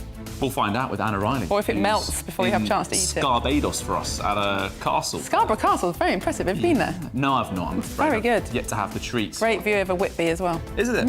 Yeah, it's brilliant. It's got lovely. fascinating history, but I won't go into that because I'll get told off very quickly. Well, we'd love to know what you think about all the topics we're covering today. Send your views and post your comments to gbnews.com/your say. Also, what should we discuss in our paper review panel later today? We're having a bit of a debate here about what we're going to go through. Got any suggestions? Let us know. We might do it. Right, loads to get stuck into, but let's speak now with Tatiana Sanchez for all the latest news headlines.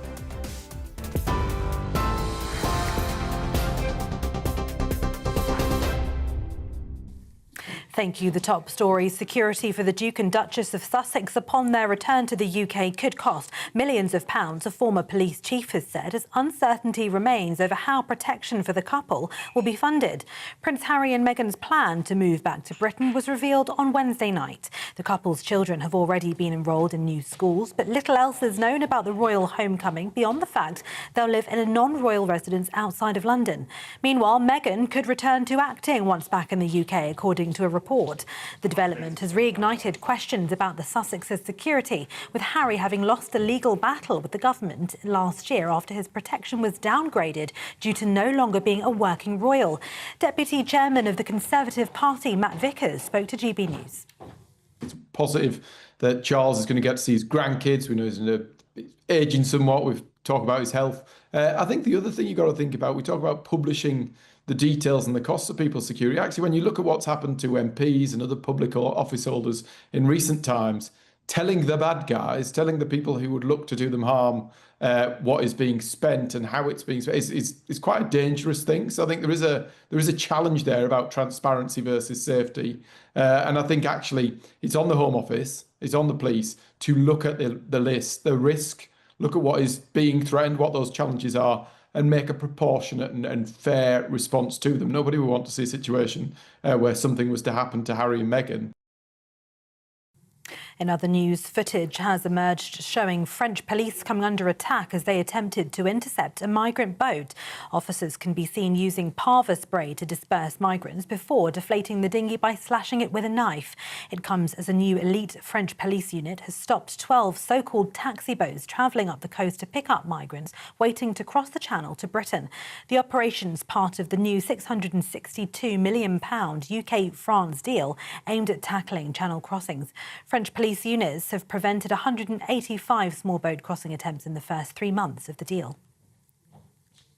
The UK is set to experience more storms and rain over the upcoming autumn and winter seasons caused by an unprecedented El Niño event, forecasters are warning. El Niño is declared when sea temperatures in the tropical eastern Pacific rise 0.5 degrees above the long-term average, impacting global rainfall patterns and average temperatures. The natural warming of sea temperatures is forecast to reach more than 3 degrees in the coming months, making this year's weather event the largest since the 19th century. According to the Met Office. The government borrowed slightly more than expected in July, according to figures published, as Chancellor John Healey draws up his first budget. The Office for National Statistics said borrowing was £2.3 billion more than official forecasts from the Office for Budget Responsibility. Borrowing was £1.8 billion in July, two-thirds higher than the same month last year. Economists warned the figure will restrict Mr Healey and Prime Minister Andy Burnham's room for manoeuvre as they target measures aimed at easing the cost of living for households. Now, millions of former students are seeking compensation from universities over disrupted in-person teaching during COVID. Around 200,000 students have already joined the landmark legal claim against at least 88 universities, including KCL and LSE. The deadline for new claimants is fast approaching, closing tonight. And the world's oldest person is celebrating her 117th birthday after a year of many firsts, including meeting the King and holding his hand. Ethel Caterham, who lives at Hallmark Lakeview Care Home in Lightwater in Surrey, is spending the day with her family and friends to mark the occasion today. In a statement, she said, "Thank you for all of the kind birthday wishes. Even at 117, I've had many firsts this year, from stroking a llama to holding hands with the King." Those are the latest headlines, more at 11:30. You can now watch GB News live across the United States of America and the world on Truth Plus. Scan the QR code to find out more, or visit gbnews.com/truth.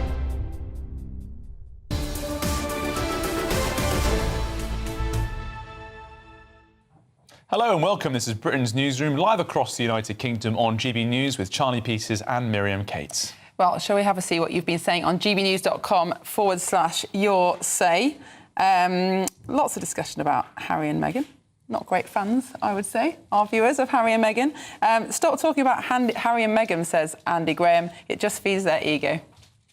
You know, I think there's something to that, to be honest, Miriam. I think this is a couple that has bleated on about privacy so many times, but then insists on big media releases. There does seem to be some degree of hypocrisy in that statement. And if they really are so horrified of the hounding of the British media, probably stay in California. But we'll see. Indeed. I mean, it would be amazing if they could be reconciled with the rest of their family, but I do fear it's just going to be chaos when they get back here for them and their family. Oh, you're probably quite right. Well, it's 8 minutes past 11. Let's go to our next story now, because Israel has accused the Foreign Secretary, Ed Miliband, of damaging Britain's relationship with the country after he criticised Benjamin Netanyahu's plan to build a settlement in the West Bank. Well, the Foreign Secretary said that the project risked destroying the two-state solution and confirmed that he would bring forward fresh sanctions on the Israeli government if construction went ahead. Well, Gideon Saar, who's the Israeli foreign minister, said that Britain's decision, that criticism as well, is deeply unfortunate. He actually wrote quite a scathing, long statement in reaction to what Mr Miliband has been saying. So the question is Britain's relationship with Israel, which has been close in the past, really under threat? Well, we're joined now by the journalist and political commentator Jonathan Liss and the executive director of the British Israel Chamber of Commerce, Nigel Tobias.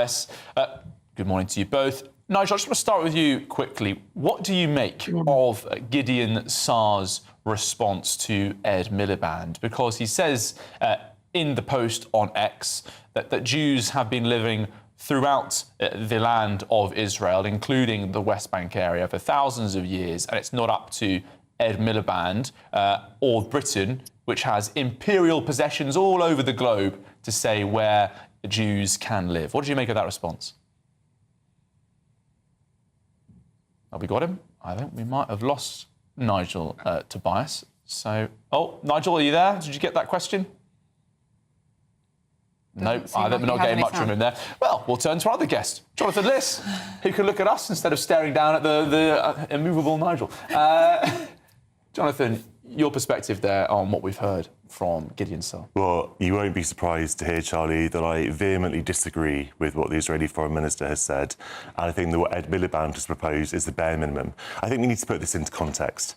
The Israeli settlements are in the West Bank. They are illegal under international law. That is the position of the UK government and almost every government in the world, bar, of course, Israel's.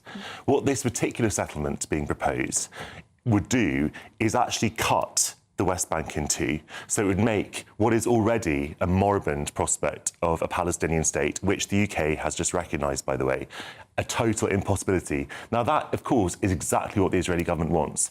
We often say, sort of argue about what governments might be thinking, what prime ministers might be thinking. The Israelis could not be clearer. They say they will never tolerate a Palestinian state. That is what Netanyahu said time and time again. And you have all kinds of sort of liberal Zionists who say, oh no, there's going to be a two-state solution. Well, tell that to the Israeli government, because they keep on telling us, and as we know, when someone tells us who they are and what they believe, let's believe them, because they're telling us the truth. They do not want and they will not have a Palestinian state, and that is why they are finally proposing to get this settlement constructed, and once it is constructed, it'll make it almost impossible for a peace process to develop in any way, shape or form favourable to the Palestinians. But Jonathan, this isn't the only issue over which the new UK government has fallen out with Israel. Since Labour came to power, we've seen a rapid deterioration in our relationship with Israel, the only democracy in the Middle East, and potentially as a consequence of that and many other things, British Jews are now suffering on the streets because of this rising level of anti-Semitism. Don't you think that we ought to be working as closely as possible with Israel, even if there are elements of disagreement? Miriam, I kind of find the statement, the only democracy in the Middle East, troubling in this context. Why has the UK fallen out with Israel? Because the Labour Party has chosen to, for example, suspend some arms licence. That is in response to what the United Nations Commission of Inquiry and most scholars around the world have called the genocide happening in Gaza. And when people say it's only about Hamas, we can simply point to what's happening in the West Bank, where Hamas is not in control, and where Israeli settlers, with the tacit permission of the Israeli authorities, are conducting literal pogroms of Palestinian villages. And Palestinians in the West Bank are being killed every single day, sometimes by the Israeli security forces themselves. So what is happening here is a kind of pincer movement, where Israeli settlers are doing the dirty work, and an Israeli government can say in extremis, when it's too extreme even for them, oh, we don't approve of this, we're going to take action. Obviously, that action never really happens. When the Israeli police force turned up to the settlers who conducted pogrom, they prayed with the settlers. So this is not a government that is actually doing anything to help the Palestinians or to advance peace. And of course, the UK government has to respond to that. If you speak to Israelis, and if you speak to many Arabs as well, they dispute this claim that there is a genocide in Gaza. There are some disputed understandings of the population change in Gaza. But the CIA fact book said that it actually increased from 2022 it's not about to population 2024. Increase. It's not quite how it's hard measured. to have a genocide in which the population rises. The malnutrition rate, for example, in Gaza is hovering over 1%.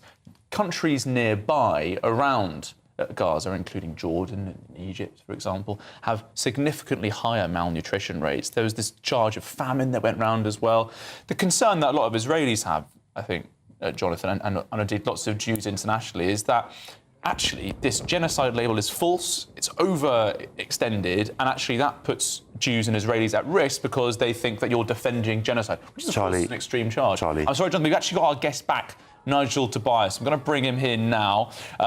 Nigel, thank you very much for joining us. I don't know if you've heard any of our discussion, probably not, but I just want to ask you, what do you make of what Gideon Saar had to say in reaction to Ed Miliband's latest criticism of Israel, when he said that Jews have the rights to live throughout the land of Israel, just as Britons have the right to live throughout Britain? Well, I think Gideon Saar is coming at this because there's an increased frustration that the UK government is singularly targeting the Jewish state, when there are certainly other countries such as China that are taking advantage of vast tracts of the South China Sea without sanction, and Turkey still occupies northern Cyprus without sanction, yet it's only the Jewish state that gets sanctioned.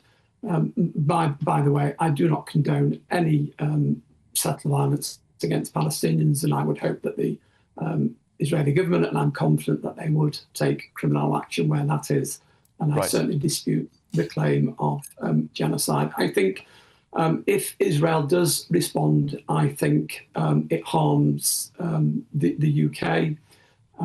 In terms of that, Israel supplies a great deal of medical equipment to the National Health Service, which saves British lives. Israel certainly helps in the water industry, Southern Water, Thames Water, in seeking for leaks, and also... I'm not sure Israel would like any association with Thames Water right now, to be honest, Nigel. I'm not sure doing them any favours with that one, but yeah, I take your point. To what extent, Nigel, do you think, though, that these statements by Gideon Saar and a similar one by Benjamin Netanyahu a couple of weeks ago calling Britain an Islamic state, to what extent are these comments for a domestic audience at a tremendously difficult political time for Netanyahu's government, when the coalition is only being held together by some fairly extreme people and they're facing a big election at the end of October? This is for a domestic audience, really. It hasn't got that much to do with Britain. I don't think it has anything to do with Britain, and the Israeli electorate, and I'm certainly not a voter in Israel, will have their say when the election comes round. I just think there is increased frustration. Interestingly, when Sir Keir Starmer recognised Palestine as a state, it was contingent upon the Palestinian Authority doing away with their martyr fund or prisoner fund, where Palestinians in Israeli prisons for terrible crimes are paid vast amounts of money. That has not stopped. And I think Israel would like to see a similar standard applied, and not just to see itself criticised at every opportunity. And thank you very much for your input, Nigel. I'm just going to finish with Jonathan here. This statement that we've got from Gideon Saar, he says that Britain is turning a blind eye to Palestinian terrorism incitement and the Palestinian Authority's continued financial support for terror and the pay for slay policy.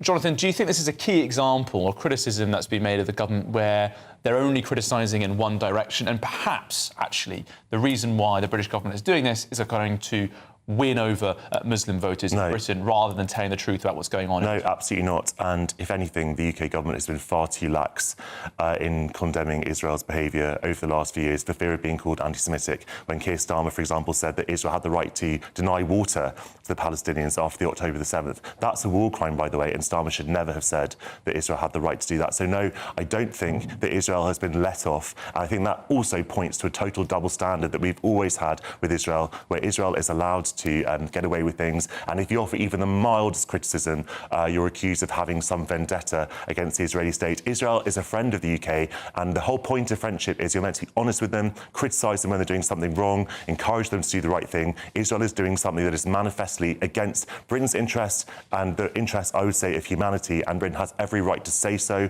and to try and exert its influence over Israel. OK.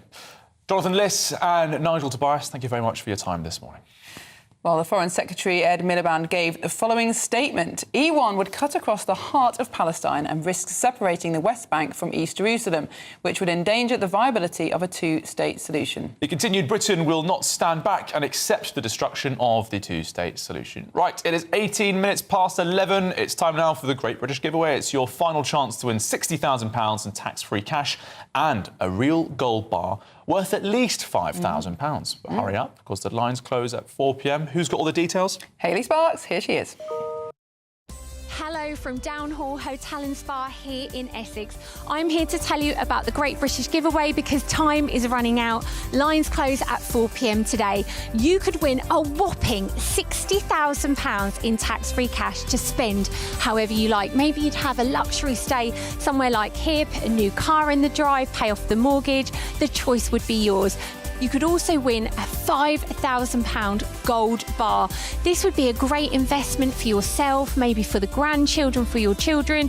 You could see what it would be worth in 10 years' time. That's a combined prize value of £65,000. Remember, it's completely tax-free and we'll be with you in September. We have one guaranteed winner. We're counting down the hours, the minutes, the seconds. Lines close at 4 p.m. today. One text is all it takes and you could be our guaranteed winner. Here are all the details you need. For a chance to win £60,000 in tax-free cash and a real gold bar, text GOLD to 63225. One entry costs £2.50 plus one standard network rate message. Or text BONUS to 63225. 5 entries cost £5 plus one standard network rate message. Go to gbnews.com/win. Entries start at £2.50. Call 0903 686 3232. Calls cost £2.50 plus your network access charge. Or post your name and number to GB22 PO Box 8690 Derby DE1 9TT. UK only. Entrance must be 18 or over. Lines close at 4 p.m. on the 21st of August. This is a network giveaway. Entries will be pulled. Please check the closing time if listening or watching on demand. Good luck. Well, coming up next, more on small boats. Dozens of migrants stormed a beach in the south of Spain while holidaymakers were soaking up the sun. We will be going through that and much more with Andy Williams and Dr. Renee Hunderkamp. It's Randy round 2. What do they write on this stuff? Good gracious. You started it, Charles. It's my fault. This is Britain's Newsroom. It really is only on GB News. It's true.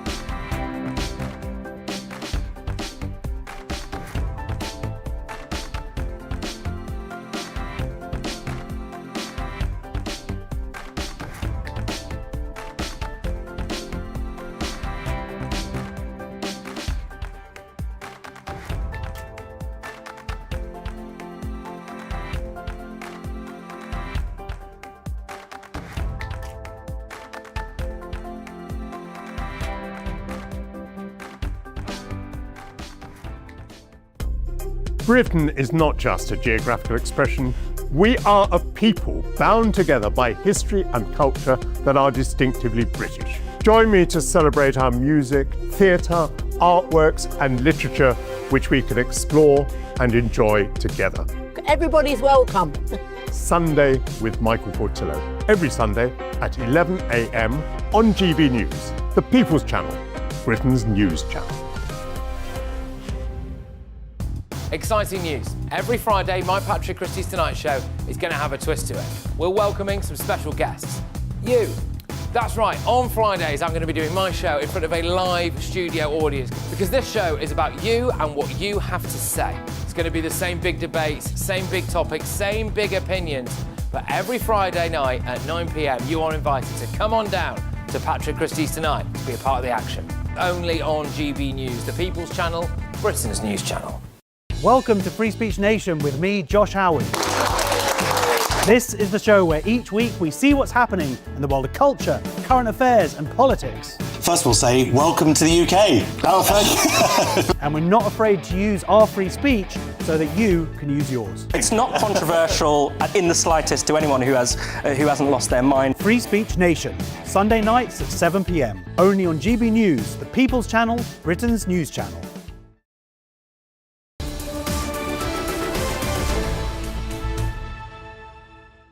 It's 11:24. You're watching Britain's Newsroom with Charlie Peters and Miriam Cates. And who else are we with? Well, we're with our fantastic panel. I won't give them the nickname that you've coined this morning, but we've got the GPM political commentator Renee Honderkamp and Labour commentator Andy Williams in the studio. Welcome back, you two. Hello. Hello. Should we start with Angela Rayner? It seems a long time since we've been talking about her. What's she in trouble for this time, Andy? So she's taken 84 grand in speaking fees in the last, I think, 6 or 12 months. I can't remember quite what, which is quite a lot of money. I think most people would agree. It's like 2 and a bit times the average annual salary in Britain. Now, the problem with... I have no problem with that in principle. I actually think if MPs want to do a speaking gig here or there, they're on the backbenches, they're not a minister, it's not taking up a huge amount of time. To be clear, Andy, as a broadcaster, you're not criticising people for getting a speaking fee. That's declare your interest. Certainly wouldn't. Would anyone else on this? But she's doing her best to grow the economy. Absolutely. It's good for GDP. It's good for the tax base. No, but I think there's nothing wrong with that in principle, and it's properly declared, etc., etc. The problem is that Angela Rayner has said before that if you're an MP, you shouldn't have any kind of second job, full stop. So it's difficult to avoid the conclusion that she's a bit of a hypocrite. And now she's taken 20 grand off an oil company, is it? An advisory group in the oil industry to cover staffing fees, because you only get a set budget, as Miriam knows very well, to cover staffing costs as an MP, and she's taken this money to top that up to hire more staff or to pay staff more. Again, nothing wrong with that, but if you're an avowed critic of net zero and then you're taking money from an oil advisor group, there seems to be something a bit off there. An advocate of net zero, Dr. Renee, and also has criticised the Tories for failing to take on the oil and gas giants. Does she mean failing to take on their paychecks, perhaps? Well, I think what Angela Rayner does is she perfectly demonstrates that Labour are everything that they accused the last Tory government of being, embedded in sleaze, taking backhanders. I'm sure these are probably words that she's used. I don't think that's fair. She called them scum. And if you look through the Labour Party, these donations are coming from industry, left, right and centre, just as they have before. And as we spoke about in the break, Andy, the lobbying and the money is just wrecking politics. And she's just a grifter. But hang on, I think it's when things are properly declared and transparent, and nobody's saying these haven't been, I think that's fine. I think the problem that people have with Rayner is she's a hypocrite. She's a hypocrite, and it's obvious to everybody that she's done this to pay off her tax bill. They're all hypocrites. And now she's back in government, so she can't take these fees anyway. They're all hypocrites. They're not all hypocrites. The moment that Starmer got into power, we suddenly discovered that a lord was buying their clothes, giving them houses to live in and furnishing them with glasses. That was the start of the Labour tenure, and it just carried on from there. How much did Farage take in? Fine. 5 million. They're all 5 million. 5 million? Andy, 5 million. This That's more than everyone. This is important because you're making an argument that it's endemic in the Labour Party somehow. Yes, you are. And I am saying that Farage is the biggest grifter of them all, and we haven't even talked about the gold bullion yet. I said they are demonstrating what we already know and what they accused the last government of, that they're all at it. OK, so I'm not doing whataboutery, I'm just asking you a question. What do we think of Farage's 5 million quid? Well, clearly it's something he should have declared. Right. There you go. Fine, it's all right then. It's OK. Fine, make him Prime Minister. Well, I think people probably will. No, they won't. Carly and I enjoyed our little break there. Catch my breath. Let's move on. Let's move on to Oh, we've got to talk again. Oh, gosh, yeah. We have to declare our speaking fees now. Well, that was on the second page of the Times, but let's now go to the 32nd page of the Mail, because... That's how far you have to go. Just behind Harry and Meghan. Yeah. No, that is how far you have to go to get beyond Harry and Meghan. Well, let's get beyond this story, because the boss of Travelodge has quit, Andy, following criticism over the sexual assault of a guest by a man given a key to her room by herself. It's a shocking story. It is a shocking story. It really is astonishing. And I think Travelodge have been very nervous about this case. It's been rumbling on for a while. But now the boss has stepped down. What can you tell us? That she handled it really badly. Otherwise, she'd still be in her job, and she handled it badly in a number of ways. Mainly that, firstly, she'd agreed to appear in front of MPs to answer their questions and to, be held accountable for this. Now, it's not in itself, I don't think, a sackable offence for the CEO for something like this to happen, but you've got to acknowledge the problem and, most importantly, set out a plan to make sure it never happens again in future. And I think Travelodge have singularly failed to do that, otherwise she would still be in post. So that's why, CEOs are very highly paid people. You carry the can if you don't do your job properly, and that's where we are. Yeah, I mean, I think it's a demonstration of really, really bad PR, comms, and actually internal discussions. But at the end of the day, I doubt that this has only ever happened at Travelodge, number one. And I think when bad people want to do bad things, they will try and circumvent the system. And we just have to have as many fail-safes as we possibly can. And it's just such a shame that this woman just didn't handle it well at all in any way. No, and she said she hadn't been informed of the incident, but in fact she had been. Whether she lied or she didn't know, either way, there's been a big failure somewhere there. So, yeah. I think we've got time for one more story. This is interesting in The Telegraph. I think it's been picked up from reporting on X earlier in the week about a woman who went into a post office during the heat wave, dressed, I think, perfectly reasonably. She was wearing a backless dress, but clearly very smart, clearly going to a party or an event, a very elegant evening gown, but was reprimanded by the postmistress or postmaster, I can't remember, for revealing clothing. And there is indeed a notice in the post office window telling people what they can and can't wear. What do you think of this? How ridiculous. Yeah. I mean, it's none of this person's business what somebody coming into the post office wears. Yeah, I mean, there are That's standards insane. of legal decency. You can't go in naked, obviously, but other than that, in this country, we don't tend to police what people are wearing. No. Speak for yourself. When I worked in a pub, I was one customer who walked in and I said, you have to remove those loathsome garments. You can come back in different gear. Because you had this guy who would turn up in these, mustard, bright corduroy jacket. My brother's watching on the heat. My brother was my manager at the pub. Imposing your taste on other people. No. It was imposing public decency on other people, in fact, I would say. I would draw the line, and I've spoken out about this often, is men without their shirts on, in the street, in the post office. Oh, I agree with wrong. I agree with that. What You about can't go to the post office not wearing a top? Where do you stand on topless runners, joggers? Is it a bit performative? Wrong. I think it's very performative. Yeah, not for me. Yeah? No, I have to not having say, that. Where in the country was this post office, by the way? I'm just interested. I thought you'd read the papers, Andy. This is your job. This is... Sorry. I think the location is not revealed. Let's find say out. that. It does say the location has not been revealed, because the lady herself has chosen to remain It's only page 7 in the Telegraph with the coverage of Harry and Meghan ends. Oh, there they are again. They are bigger pages. Peppa Pig. Bigger newspaper. Peppa Pig, there she is, fantastic. The dress is on the screen now, as you can see, very elegant. And she's obviously going to a party. Critical.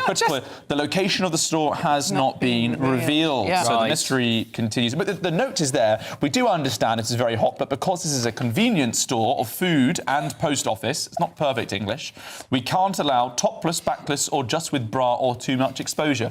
I think the broken English there is an indication of perhaps the cause of this concern. Yeah. There we go. There we go. I've lost Astonishing stuff. We have very, very high standards of I traffic don't know how we at didn't GB manage News. to get Peppa Pig in the list today. Next time, if you're lucky enough. All right, Dr. Renee, Andy Williams, it's been a pleasure. Thank you very much. You do have a right to reply to read out from Travelodge. What do they say, Miriam?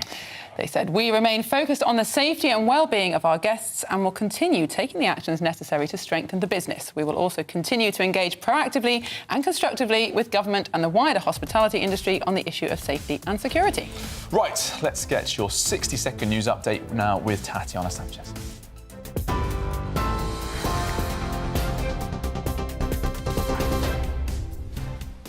Thank you very much. The top stories at 11:30. Security for the Duke and Duchess of Sussex upon their return to the UK could cost millions of pounds, a former police chief has said, as uncertainty remains over how protection for the couple is to be funded. In other news, footage has emerged showing French police coming under attack as they attempted to intercept a migrant boat. Officers can be seen using Parva spray to disperse migrants before deflating the dinghy by slashing it with a knife. And the world's oldest person celebrating her 117th birthday a year after of many firsts, including meeting the King and holding his hand. Ethel Caterham, who lives in Surrey at a care home, is spending the day with her family and friends to mark the occasion today. Those are the latest headlines, more at midday. Tune in to GB News Radio wherever you are. Online, on DAB Digital Radio, on TuneIn, on Radio Player, on Nation Player and on your smart speaker. Just say, play GB News.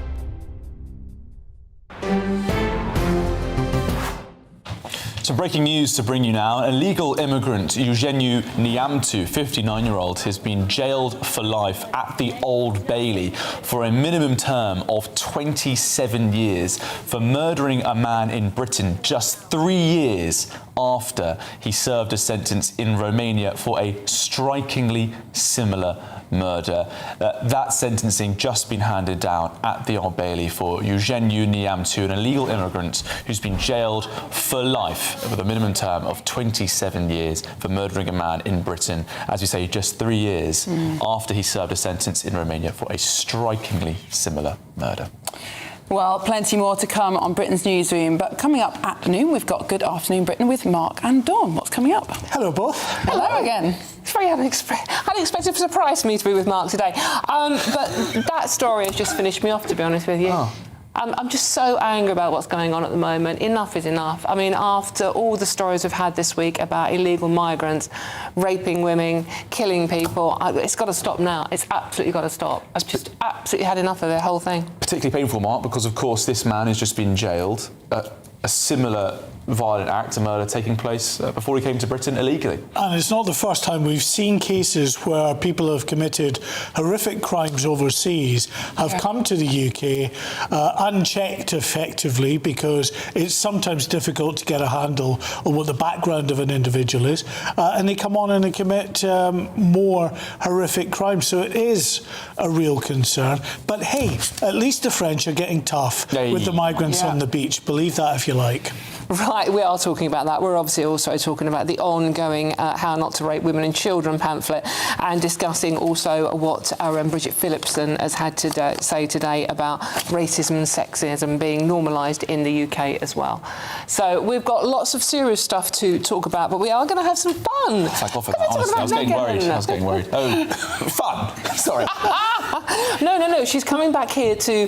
We're going to have some suggestions as to what the lovely Meghan could be doing. She might need some work experience or internships or something. Well, I'm going to suggest Traitors. I think that'd be a good role for her. She can go into that one. Olivia Wrightley's on holiday this week, and she can do Saturday Morning Live with me if she can. I'm going to suggest... No one hates her that much, Charlie. She should reprise her old role on Deal or No Deal. You know, she was one of the glamorous box openers on Deal or No Deal in the States. Mark, I think with good reason, they're telling us to move on.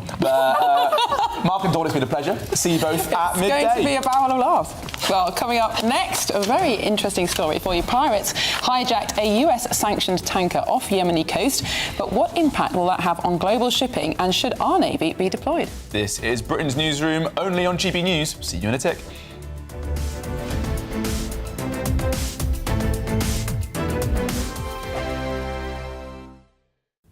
Hi there and welcome to the latest update from the Met Office for GB News. Bright spells for many of us today, but also showers, frequent showers, heavy downpours, even some thunderstorms, and it's going to feel cool. One of the cooler days this summer, of course, with northerly winds and weather fronts moving through, providing a focus for downpours. Now, the most frequent showers will be across eastern parts of England, as well as Wales and the southwest. Where these showers occur, could be some rumbles of thunder and some very heavy rain for a short period of time. But not everyone will catch these showers. There'll be some drier and brighter weather out there, especially through central parts, western Scotland. Wherever you are, it's going to feel cool. Temperatures reaching 21 to 23 Celsius in the south, mid to high teens further north. Although for western Scotland, it's actually a dry day predominantly with clear spells as we go into the evening. Showers further east and south, but these will be easing. There'll be fewer of them by the end of the day. Still some showers for Northern Ireland, not as lively as previous days this week. The bulk of the showers will still, into the evening, affect the north and east of England, central and southern parts, as well as the far southwest of Wales and the southwest of England. And they'll continue even after the sun goes down for a time, but eventually overnight, skies will be clearing, they'll be turning drier, and with that cool air in place, it's going to be a chilly night in some parts of the UK, with temperatures in sheltered parts of Scotland and northern England similar to the previous night, 3-4 degrees or so as we start off Saturday. Nevertheless, for most people, it's a dry start to the weekend, albeit on the cool side. Some patchy cloud here and there, still the odd shower, but mostly with high pressure in place for Saturday. It's dry, there'll be some sunshine. It's going to still feel cool, highs of 23 Celsius in the far south. 5 hosts, 5 opinions, 5 fearless debates, 5 unfiltered takes on the day's news. 5 reasons not to be anywhere else on Saturday night. This is the Saturday 5. You got me good there. Britain's biggest Saturday night TV show. It's not a bad brand. Yeah. Uncensored. Very, very racy tonight. On the unpredictable. What did she say? Can you translate it for us? And always entertaining. And how can a country go from being led by William Wallace Saturday nights from 6 p.m. only on GB News, the People's Channel. Britain's news channel. You're going to want to stay tuned, trust me. As soon as it hits 11 and the headlines come in, The Late Edition brings you the breaking news from all the front pages. because the news is going to happen. So get a head start today. Patrick Christie's tonight, late edition. Alex Armstrong tonight, Late Edition. From 11 o'clock every night. Only on GB News, the People's Channel, Britain's news channel.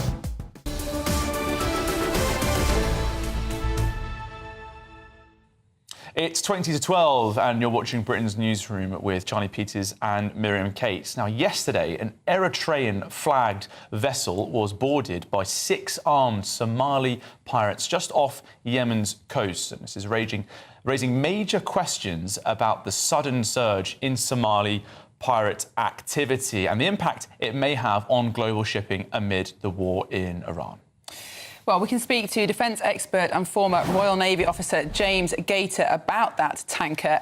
James, good morning. There has been so much turmoil in the Middle East since February. We've seen repeated closures at the Strait of Hormuz, huge pressure on global shipping, and now a rise again in these pirate activities. What impact do you think it's going to have in the long term? Well, yes, Miriam, you're absolutely correct. This is things going from bad to worse for the shipping companies of the world. And of course, it is ironic that the vessel that was reported attacked and boarded by UK maritime trade operations yesterday is a sanctioned vessel itself, so not necessarily one that will have a direct impact, but the threat from piracy, the resurging threat from piracy, is just another hurdle in the way of shipping companies transporting goods along the most important supply route for us by sea. And we've seen recently, of course, that a Turkish vessel was seized by pirates earlier this week on the 17th of August. That was carrying weapons and was actually headed for a Turkish military training facility. James, this surge that we're seeing in Somali pirate activity, this is the critical waterway now, isn't it, into the Red Sea towards the Suez Canal amid the downturn in activity in the Strait of Hormuz. If this grows as a threat, and the pattern analysis does show that it is growing, could there be a legitimate role here for the Royal Navy to get out again, to get back there, to deter the pirate operations? Because until very recently, everyone thought the Indian Ocean was safe. It had been taken off the warning list. But actually, this is back in action now. What can we do about it? Well, you make a number of points, Charlie. Let's start from the beginning. First things first, yes, this is another threat to shipping. Secondly, with regard to the circumstances of the present time, clearly these pirates are taking advantage of the turmoil in the area and the number of ships that will obviously be transiting that area, and the lack of law and order in Yemen after many years of warfare with the Saudis. And should the Royal Navy be involved? Well, yes, of course it should. This waterway is of great importance to all of us. All of your listeners and viewers consume products every single day that make their way through that waterway. That's why it matters to us, and it's always mattered to us in the modern age. And the Royal Navy has always protected that waterway, previously based in Aden, of course, before the retirement from east of Suez. But of course, the Royal Navy is in a parlous state at the present time, with only officially 5 frigates available to it, of which, at very best, 3 are operational, and all are tasked almost back-to-back at the present time. So it would be extraordinarily hard for the Royal Navy to front up assets to perform such a task, as it used to do regularly in the past. The inflation figures in the UK are rising. The global energy cap, 13%, that's been raised in July. There are reports now that the Houthis in Yemen are actually exchanging weapons and training and intelligence with Al-Shabaab and other Somali groups as well, showing that this is actually surging in major risk. Is this not a clear opportunity for the new government to show that it's serious on defence after all the criticism we've received from the United States, who again are saying, by the way, last night on Iran, you're either with us or against us on this issue? Is this not an awesome opportunity for Andy Burnham to show Britain's influence, to get out there, to deploy some assets to tackle this issue? Because if he doesn't, he's going to have another major threat to his cost of living pledge. Well, you're right, Charlie. The proof of the pudding, of course, will be in the eating. And with John Healey now the Chancellor, and with the budget upcoming, we will see whether his bark and his bite are matched. Obviously, John Healey withdrew from the position of Secretary of State for Defence in protest at the Defence Investment Plan, which has now been implemented, and which was implemented in such a way as not to really increase in real terms any expenditure. So, yes, you're right, it would be an incredible opportunity for Andy Burnham to demonstrate relevance on the world stage and demonstrate the strength of our services. But it would be challenging for him to do so, given the material state of the Royal Navy, and I'd venture to say challenging from a financial perspective, given his announced priorities. Well, James Gator, thank you as always for joining us this morning. And Charlie, I think it's really, quite hard to believe that a year ago, yes, Iran was seen as a threat to the West and everybody was monitoring their activity. But, the maritime agencies were running, ships were going through, oil price was stable. I mean, what a change as a result of the war in Iran. And do you know what? There'll be Royal Marines watching what's going on in this area, seeing Somali pirates threatening our economy. I'm sure they'll be itching for a minister to say, get out there and do a job. But we'll see. 46 minutes past 11 up next. And the biggest scoop of the show, find out why English Heritage are announcing an ice cream insurance. But first, if you're in search of some holiday sun and more ice cream, here's the forecast for our top European destinations.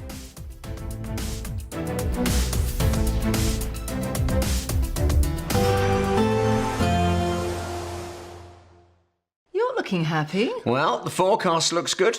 So you've sorted the travel insurance then? All Clear Travel Insurance sponsors GB News Travel Destinations Forecast. Thunderstorms are affecting parts of southern Alpine regions. It's turning quite wet and windy across parts of Spain and Portugal throughout this weekend. That's thanks to this area of low pressure that will sweep up across parts of Portugal, Spain and then into France through the start of next week. Elsewhere, though, that thundery downpour across Alpine regions does tend to fade away into this weekend.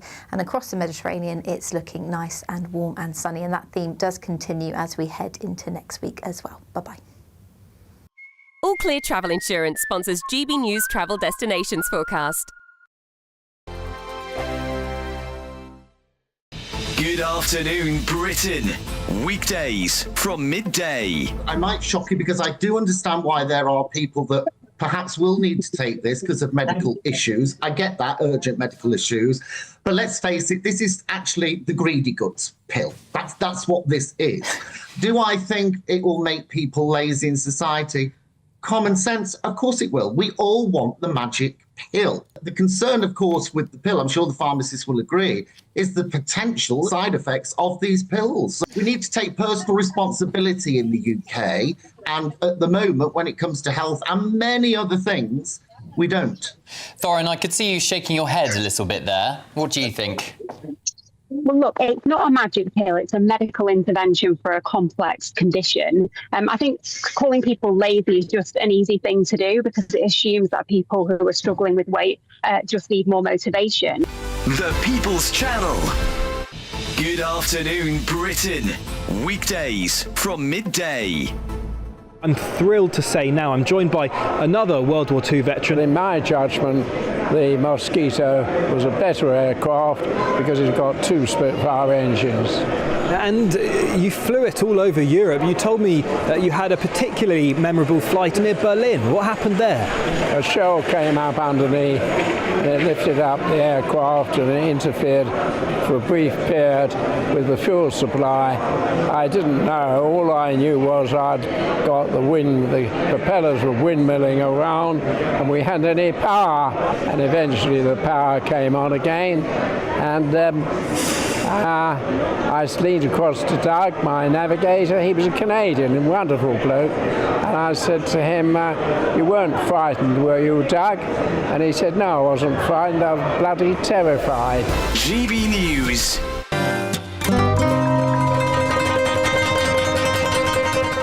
We're only here for like 12 hours. We're flying home at 11 o'clock tonight. Oh. And mummy and daughter. Yeah, and it only costs £70, so we thought, well, why not? Because it's cheaper than a supermarket shop. Supermarket shop or spending the day in Benidorm with cheap booze. It's a no-brainer, isn't it? It's a no-brainer. And is there no chance you might just decide we're going to stay? No, because my husband would kill me. We did consider it because I said to my mum earlier on, we might just stay and miss the flight, but she's not up for it. Has your husband actually visited Benidorm New Zone? No, he hasn't. I've been here 27 times. That's my daughter's first time. She's a Benidorm virgin. But my husband's never been. Not that he's told you anyway, let's put it like that. GB News, the People's Channel.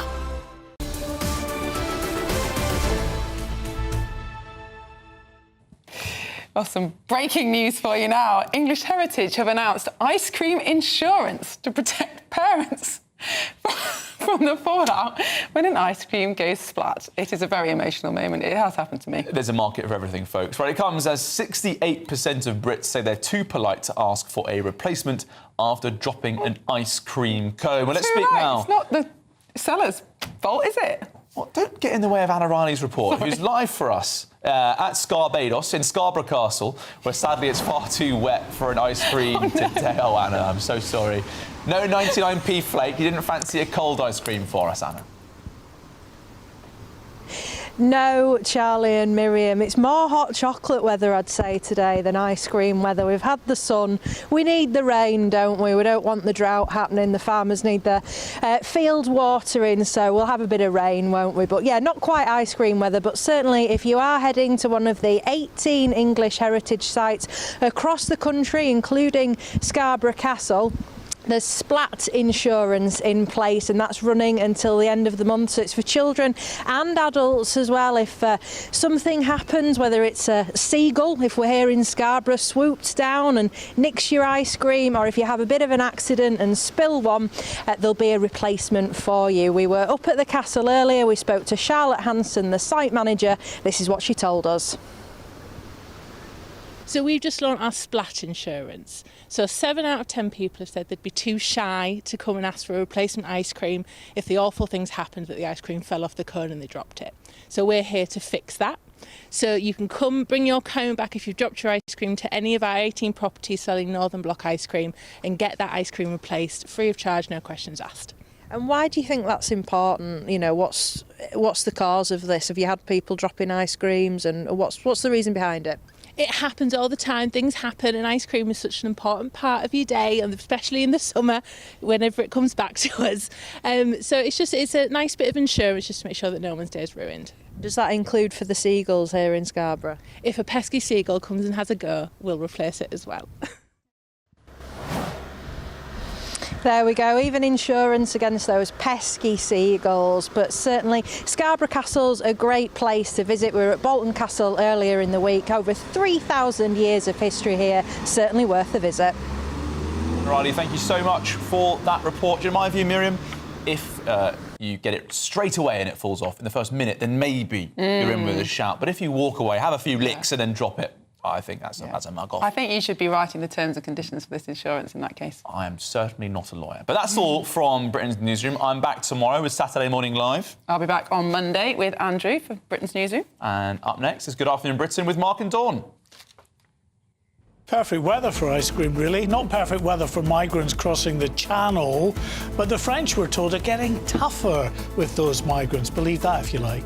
Yeah, and talking of migrants, we'll be talking to people that have been in those camps in Calais and really found out firsthand the attitude to women and girls of the men coming over in those boats. It's an absolutely shocking report. We're also talking to victims as well to find out what it's like at the sharp end of that government's booklet on how not to rape. Also having some fun, aren't we? Yeah, spoiler alert, by the way, the attitude is not enlightened.